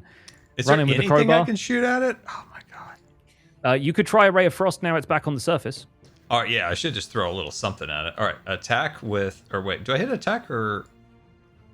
Do you need to be closer? You look far away. I think he's within 60 feet. Oh, 60 feet. Yeah. That's not good. 15. So a 15 would hit, but unfortunately this thing is immune to cold damage. So, Hey! So Mr. Wizard's spell streaks towards this thing, but evaporates harmlessly on the heated scales of the Ramorhaz. Ruby, up there on the island, hiding in the shadows. What do you do? Don't take this from him! Bro, Soften him up. It's fine. do you want me to throw a knife at him, bro? Yeah, do it. He's still looking Does pretty this thing strong. look like it'll die if I hit it really hard? No, this thing still looks pretty hefty, to be fair. All right, Okay. I'm gonna hit it with a knife. I'm gonna just like when you take the jar lid and just loosen it a bit and then pass it on. I'm gonna just do that. And I will ready my psychic blade, and Bro's next to it, so I get to do all of my things. Yay. Oh, it's about time. Oh. Even with that, she still rolls Yeah. stupid high. A 19 hits. A 19 hits. Bless. That's good. Bless is big. That's an absolutely wild stack of dice, though. Yeah. Damage. Okay, not great. Right, that's another 5. I'll sneak attack. Damage is damage. 7. It takes the 7. Will I use my bonus attack? I think I will use my bonus attack. And see if this hits. Oh, I didn't advantage it. Well, no worries, Does that it- still hits. That's That's Roll gonna hit. roll again just in case you crit. Just do another normal roll just in case Oh, it crits. true. Always worth doing it with advantage when you can. Don't worry about it. Not that kind of crit. though. Just go ahead and roll normal damage for the first one. Then. Oh my god. Sweet. Okay, great. 5. Love that for us. Okay, Yeah. and this thing is once again pummeled by psychic knives and still seems to be holding on. I'm just softening. I Give pulled me a back on chance. the fun. I'm Here's a giving fun you my question. luck. Fun question for folks in the chat. Maybe people in the call can answer it as well. Do you think opening a jar is dexterity or a strength check? Would that be athletics or acrobatics, or maybe sleight of hand? It can get Depends slippery. if someone has failed to open it before. I think that's fair. It becomes a psychic battle if that's the case. Yeah, I think I've had some that are honestly a history check at this point. So we're moving on to Brohini Dudestone. This time I'm not going to blow it. I'm ready. Here we bro again! There we go. There's the line. Max in the background is going, yeah! Yeah! The line just came to me. Surely Just a crit came off to the back me of that. through the ether. I swear. It could not be less cool. All Yes, the line! right. The line helped. Let's A 25 get definitely him. hits. Go ahead and roll damage. A little more would be And then good. I'll just put my face in my little hands. more. It was Alright, the you know effort what, that counts. 8 damage how's he looking? is good. He's looking a little bit beat up. He's still thriving somehow, but is also going to be under the effect of Max's command spell for this turn. So it is, I believe, just unable to act. You've told it to halt, and it is staying there somehow. Is this a good time to do another move? An I extra mean, if you've move? got another Do I move have in the that? tank, then Don't I have that? Where I can do a second. What is it? you've got your Action action surge? surge. You've already used that Yeah. one. You Oh, already used that you're against right. the- I only had the one of displacer. those. All right. Well, I do still have a second wind I could do just to heal myself a little bit You more. top up on health, yeah. Yeah. Okay. Yeah, I'll do that. I'll do my second wind just to give myself a little more health, just in case he tries to crit me when he finally comes back around for a second time, I guess. All right. Are you kidding? Okay, a 0 on a D10 is a 10, guys. Oh, okay. Okay. Something That's we the all need best to one. acknowledge. D10s Okay, are that's actually broken. good. No, you can- That's yeah. actually good. I Yeah. was like, I didn't even know a 0 existed. What the heck? Yeah. Here's the thing about D10s. Sometimes you roll them with another dice that's got a bunch of 10s on it. It's how you roll a 100-sided die in a game when you have All 7 right. small dice, and one isn't the size of a bowling ball. So That tops yeah. me off, actually. That was great. All right. Yeah, that is max healing as opposed to literally 0. Okay, cool. The Remoraz is actually stalled by Max's command spell. Incredible use of that spell. It is Max's turn. Okay. It's I extra still have- opened the jar now. It just needs a little. How battered does this thing look? Pretty beat up. If this was a game dictated by numbers, you'd say it was probably down to less than a quarter of its health. Okay. I'm gonna help it along by using guiding bolt All right. because I think it still needs a little bit more. That is definitely going to land. So go ahead and roll Sweet. damage. Damage. Go. Attack. Kaplow. A 1, 2, 3, 4 for 10 damage total. Pretty good. Kaplow. Yeah, if you had to Soften guess, them up. you'd say you took off maybe half of the health it had left. There you go. Mr. Bro, Wizard, it's all yours. Mr. Wizard, how you doing over there? Oh, you know, just making everybody snow cones for later. Mrs. Cat contributes to the making of the snow cones. I won't say how. Ruby, Bro, I'm going to ask you again. Do it. Are you sure She you will want me deal to? more than 10 damage. She will kill it. I said the line already. I'm happy to put We this can thing to come up with rest. another one. It's okay. It could be a 2-liner. Look, I've already defeated my nightmares. I'm good. Go ahead. No! You've been so brave, and we're having so much fun. I'm full health. I'm feeling good. I'm ready to go to the pub. I think he'd rather go to the pub than kill it. We got to make sure we finish this thing. Let's just get it done. No, Ruby.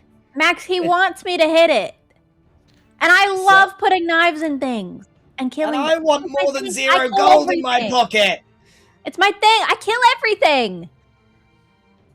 We can do this. Let him doing hit it. He's up next. Look at his I'm gonna put a smile. blade in it. I'm putting a blade in it. No! Oh. I just can't. I have to. No!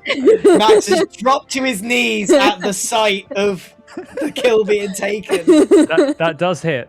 That does hit. Roll that Yeah. damage. Yeah, I thought a 25 might. No! 7. It takes 7 points of damage. It is still alive. Are you This not thing going to do is- anything else? Bloodied and thrashing.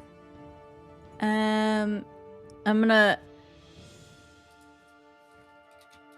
gonna just walk over to Max and just hold my blade up and show it to him. Don't How do cool it is. And then I'm gonna end my turn. That's it. Brohini Ooh. Dude Stone. This is the one. This is I just definitely want you to know I the could time. have. I could have. I know last time I said it, but this time I mean it. Here we bro again. Yeah! Yeah! Crushing it. That was so close to rolling a 20 on my screen. I got I really know. excited for a second. But that definitely hits. Go ahead and roll that damage. Will we finish it off with a 9? bad. Come And on! the thing drops to the floor. In fact, Bro, If I hadn't touched it, it'd have 1 HP right now. I knew I needed a little extra help, but I don't want to say it out loud. you uppercut this thing in the jaw with the immovable axe. It goes straight through, cleaves this thing, and it falls apart in 2 separate pieces. Congratulations, we are out of combat. Woo! Oh. I got to And- use so many knives. I'll I run need over to to sleep. Bro and start jumping up and down. Good Bro got job. to use so many one-liners. Yeah, That's thank you. That's the thing about one-liners, bro. You can use them more than once. I know I learned something new today. Ruby right. did pretty good too, and Wizzy was here. Nice Excuse for me, somebody to mister. I notice. used the magic spiky bolts. In the aftermath Wizard of the tanked battle. for you guys, and you guys are the tanks. Yeah, I was getting 18. I took a mighty hit. What are you talking about? I was on 4 health at one point. In the aftermath of the battle, all of these slain creatures still kind of starting to gather snow as the wind sort of whips through this lake. You recall the giant Vili mentioning that something was buried at the foot of the statue on the island. in the Oh middle yeah, I of the forgot lake. why we were here. Yeah, Let's where's go Big Man? unbury it. Let's unbury it. I start digging like a dog, like through underneath my my legs. Here, Mrs. Cat, go dig with your back legs. Yeah, Mrs. Cat also joins in. Everyone just kind of gets a paw in the ground, and some of the kind of loose topsoil that Vili has clearly like moved around a little bit starts to come away, and there is a decent-sized chest in here. It's like kind of pirate treasure chest almost, and you're able to haul it out between the group of you because you aren't quite like on par with the giant's strength, but you're able to haul it up onto the snow. And you throw open the lid, and inside is something that's about the size of like a large bottle of wine. but it sloshes kind of like with a lazy sort of fluidity to it. It's like a little bit viscous, and the glass of this bottle is dark, but it sort of leaves a film on the inside, and it looks for all the world like it is basically a bottle of wine filled with blood. Is it corked? It is corked. In the sense that it has a cork in it, rather than in the sense that it's a bit off.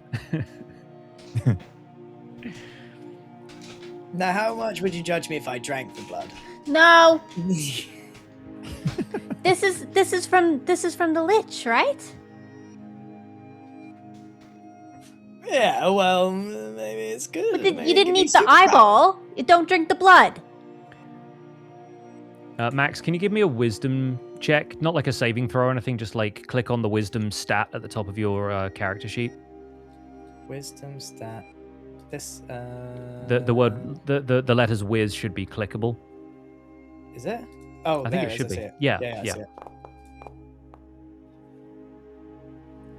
Yeah, I think on a 13, you detect this sort of like ambient energy coming off of this thing. Like you can tell that this is an artifact of some power, and something like in your divine senses that you've accumulated as a cleric of Blaine. It almost kind of overrides your impetus to joke about this kind of thing. Like it's a little bit, it feels a little bit too far, even for you in this moment to imagine drinking this thing. Like you say like, oh, what if I drank this, and then you kind of throw up in your mouth a little bit. Yeah. This one's not for drinking, fellas. Let's pop it in my sort of satchel. All right. It nestles in there next to your other belongings. And I will make sure to update people's inventory, because you now have 2 of the 4 items that Langley has explained are the Lich's phylacteries. I have some other blood you could have. Uh-oh. I'm good. Oh. I'm good. We're not collecting blood. We gonna seem ask to any do questions. that just on our own.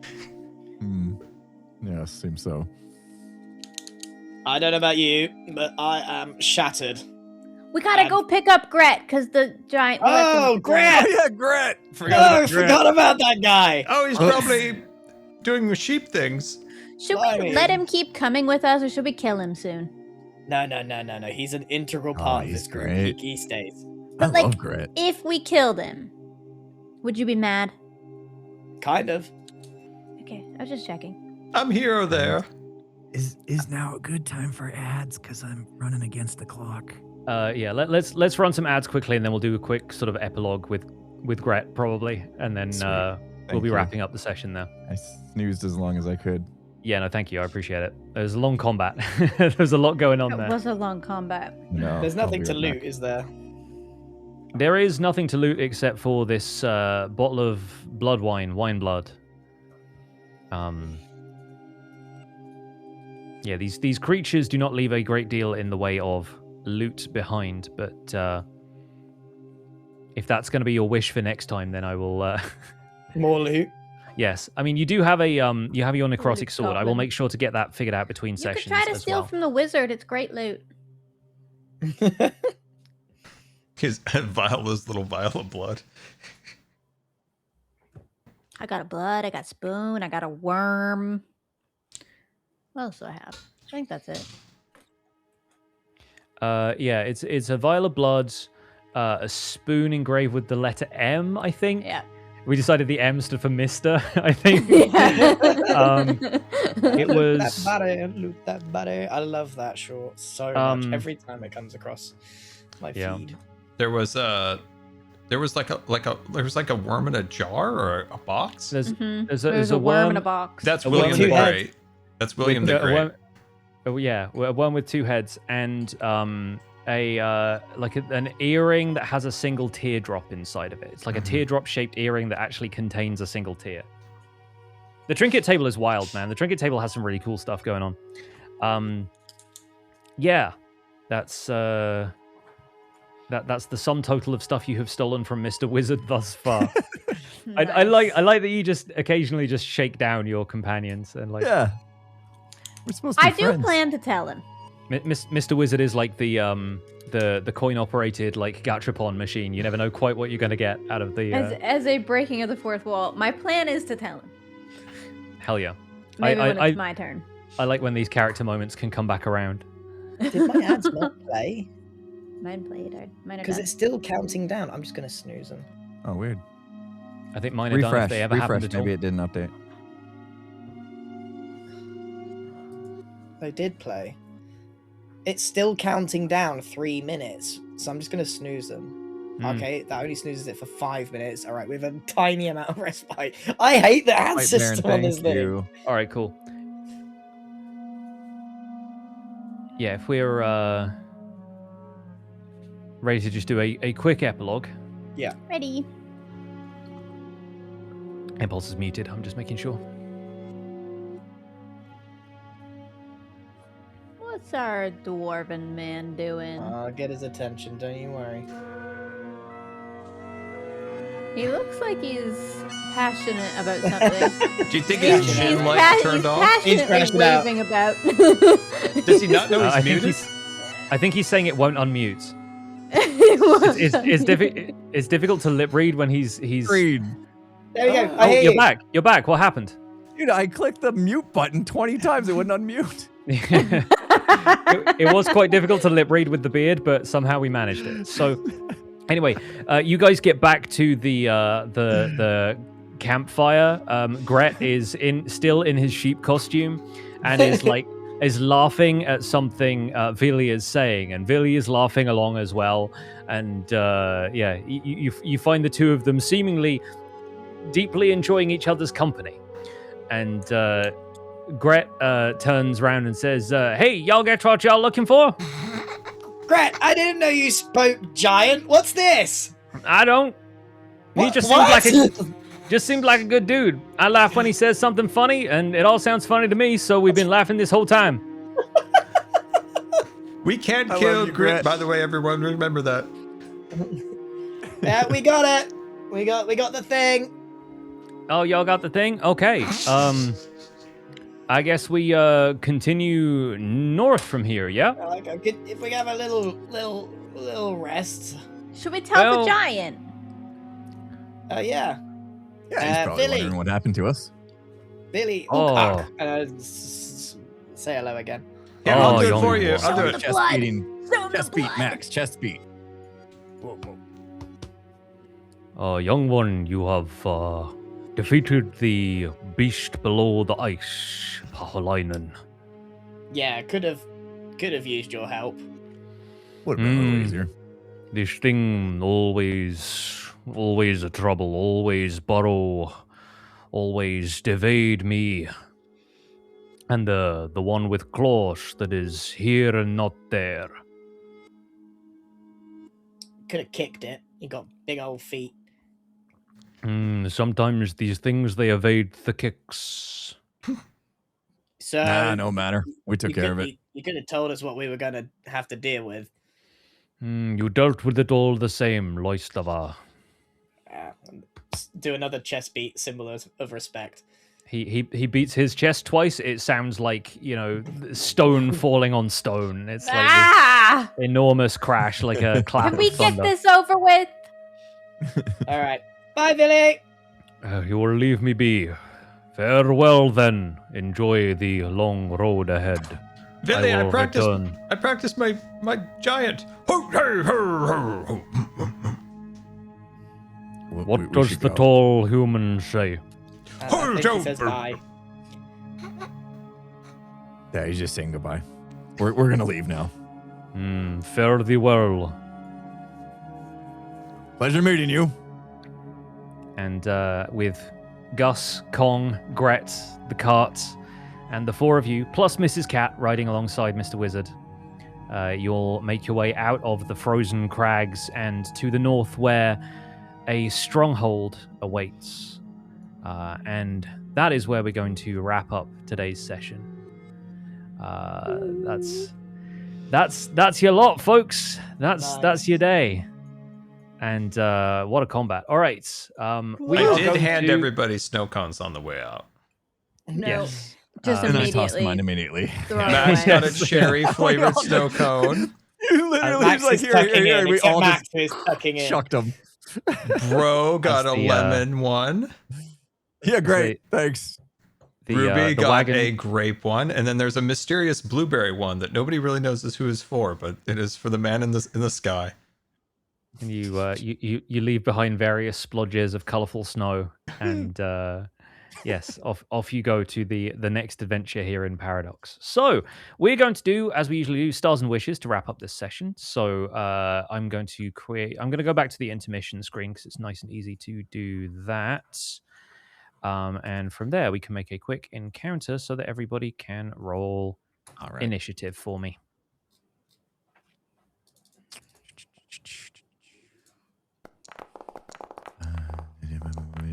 Oh, 2 natural ones? You gotta be kidding me. Guys. What is going on? Where were these rolls? 24. Grian, I don't know what you did to the dice between last session and this session, but they're mad at you, and I think we need to clear the air. I think we need to address some issues. But anyway, Ruby is going to go first. So Jem, give us award a star for somebody this session, and then give us a wish for next time. Pix, you have to have my star because your accents this session were on point. I feel like Gret is. I'm really easing into Gret now. I don't know how you transition between Gret and the giant, but you did it perfectly. It's all about the back of the throat and some Finnish words I looked up on Google Translate. But yes, thank you so much. I appreciate it. Wish for next time then. More role play because we didn't do as much this session. Yes, and my wish is for you to send me some cool backstory details for Ruby. Even if it doesn't have to be like emotional stuff from Ruby's past, but I would like more details about like stuff that she's stolen and things that can maybe come back around. And it'd be really, really neat to dive into some Ruby next time because I think we've all clocked that Mr. Wizard is going to be the last one on the rotation here. So Scar has ample time to send me some details. Scar, get writing. Yeah. I spent an ample amount of time on my other chair coming up with ideas. So yeah, the porcelain times. The porcelain throne. Looking forward to it. So yeah, my wish is Ruby backstory details, but I've taken down the wish for more role play time for next session. I will send some to you. Thank you very much. So Impulse, you're up next. Give us a star and a wish. Can I borrow a star from next session or something? Because I feel like I would be remiss to not give Max a star for saving my butt with not only some health but also the one-liner there. So thanks, Max. Appreciate that help. But I gotta give one to Pix because I honestly, as we started kind of like talking a little bit about Bro's backstory, I had no idea how we could fit it into the course of what we were doing, and the kind of the flashbacks where it was just a brilliant way to do it, I think. So I want to give you a star for that because that was just an excellent way to kind of explain a little bit more about some of the things, and maybe people didn't catch earlier on, like when Mr. Wizard's cat came about, I was a little uneasy about the whole thing, and so now hopefully people connected that, right? That I actually used to have nightmares about this feline creature. And so the cat made me uneasy. And so there's just like a lot of dots got connected, which was really cool. And the way Pix did it was just phenomenal. You're an excellent storyteller, excellent writer. So I got to give you a star for that. So as far as wishes, I mean, it's hard to wish for anything more than what we got going, man. This is incredible journey that we're on right now. And I guess I'll second what Ruby said there, what Jem said about, more role playing, because it's something that I'm starting to get a little more comfortable with, and so I wouldn't mind continuing to push that. So I'll back that as well. Yes, you are growing into the role admirably, and this stuff is never easy when it's like your first time doing it, and you're sort of like pressured about it, especially doing it live in front of like an audience. But like genuinely, you're rising to the occasion, and you should be commended for that. In fact, I'm going to give you my star this session because, having a spotlight on Bro Dude, you absolutely delivered. And I also want to give a bonus star to everybody else for, setting up Bro to have the final kill on the creatures, just because I think it's just delightful how you guys play into that stuff. Fantastic. Scar, you are our next star and our next wish. Well, everybody's already given you the stars, but I have to give you one. That grit makes me laugh. I don't know if you caught it. Every 5 seconds, I was just dying over here laughing over grit. I'll be honest, Scar, I do most of the grit stuff just to see you laugh at it, so I'm glad it's landing. When we came back, like he became my favorite character when we came back, and he's just talking to the giant, but he doesn't know how to speak giant voice, so he's just going on, and the giant's just sitting there with him. Oh, I love that. That was very funny. I enjoyed that. Heck yeah. Do you have anything you want to get into next time? Any wishes for our upcoming session 9? I need to learn how to do the spells better because I ran out of spells and felt like a doofus over in the corner. So listen, you'd have been absolutely fine were it not for the fact that I picked a creature that's immune to cold damage, and that's on me. I hold my hands up and say you're in a frozen area. I had to include some ice themed enemies. So I think Mr. Wizard is not going to be caught out that badly that often. Yeah. And then just keep doing what we're doing. It's fun. I enjoy it. Nothing crazy. Awesome. And finally, bringing us home, a star and a wish from Grian. I'm gonna give a star to chat because I'm not gonna take credit for the one-liner. I channeled that into the story and bro. They supplied some very funny one-liners during the whole thing.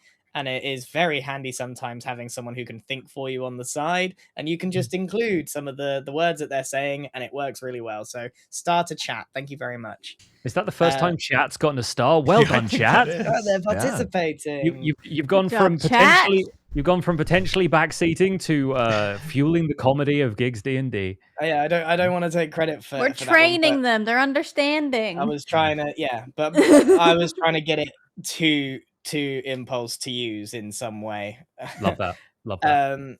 Wish for next session, not on a Wednesday because I play badminton. I'm in my apart from the top, I'm still in my badminton shoes. Man's got badminton funk going on right now and desperately. Thank God we can't smell him. Well, thank you so much for making Wednesday work. Anyway, I know this was very. We need to get the next one, and my wish is that the merch is done and ready for next session because we don't actually have that many sessions left. Yes, I'm looking forward to seeing people with merch in their hands. But friends, that is where we're going to wrap up session 8 of GIGGS D&D. I can't believe we've had 8 sessions so far. Genuinely, D&D groups aspire to have that many sessions in their campaigns. I'm so proud of us. I'm very proud of all of you, and thank you once again for playing. We're going to break off into our individual chats just to say farewell and whatnot, and we will keep you posted on when session 9 will be. So for now, friends, take care and have a good one. See you soon. Thank you. Bye. Bye, everybody. Fun. Wrong button. Oh my God, there I am. Hello, everybody. Hopefully you enjoyed. That was a very fun session. I'm gonna beg of you that we need some fan art of the sheep costume. Please, you're my only hope. I'm gonna move chat so I can see it properly. It's off to the side. Hold on 1 second. Chat, I need the sheep costume. It's gonna be great. I need it. But yeah, that was very, very fun as always. I'm looking forward to Ruby in the next session. So that will be fun. And I do have some fun ideas for the eventual Mr. Wizard episodes. That'll be really cool. And very excited about that. Please ask Cub about Project Hail Mary. Did he watch it? I actually, as you know, it's one of my favorite books of all time. I watched the movie and I've gotten about maybe like a quarter or so way through it. It's good. It does feel like it's like speed running the first part of the book as fast as possible, which is like so much is on the table, miss. But that's fine. You know, it's a movie. There's only a limited amount of time, but it's like they speed run the beginning of the book, but it has a lot less science. I've noticed that. I've absolutely noticed that. Yeah. Which I guess they probably thought it was probably dull, but so far it's good. I mean, all the actors are all fantastic, and the visuals are really, really good, really good. I'm looking forward to seeing Rocky. It's kind of what movies do. Yeah, they can do a better job at it. They can do a better job at pacing. I think personally, if I were to write this movie, I think I would have just skipped the amnesia. I think it would have been better in a movie sense, better in a book sense. That's how I would have done it. That's how I would have wrote it. I don't think it plays as well in the book. I think they sped run the amnesia segment, and they should have just cut it and just had it just straight through. But yeah, I'm looking forward to seeing Rocky. I think that'll be really cool. But it's one of my favorite books of all time. So my favorite books that get adapted to movies, I get really ultra critical. I get ultra critical of them. But there we go, guys. Remember, the merch has about a week or so left. So if you're interested in the shorts, the pins, the shirts, and all those fun things, look at those pins. Look at the pins. Look at them. Look at them. Look at them. Look at them. Those are best friends. Make sure you check that out. And yeah, guys, thank you so much. Hopefully this weekend we can get another stream going. As I said, health's not been fantastic lately. I have a bunch of doctor's stuff I've got to do tomorrow, and then hopefully Friday, maybe, hopefully a little bit better. I've just unfortunately just been struck with some bad luck lately between my internet making it so I couldn't stream for like a month very consistently. This health stuff, it's just been like a summer of like frustrating. But hopefully feeling better as we move forward. So thank you guys so much for watching, and yeah, we will see you hopefully this weekend. Hopefully. Goodbye, everybody. Goodbye.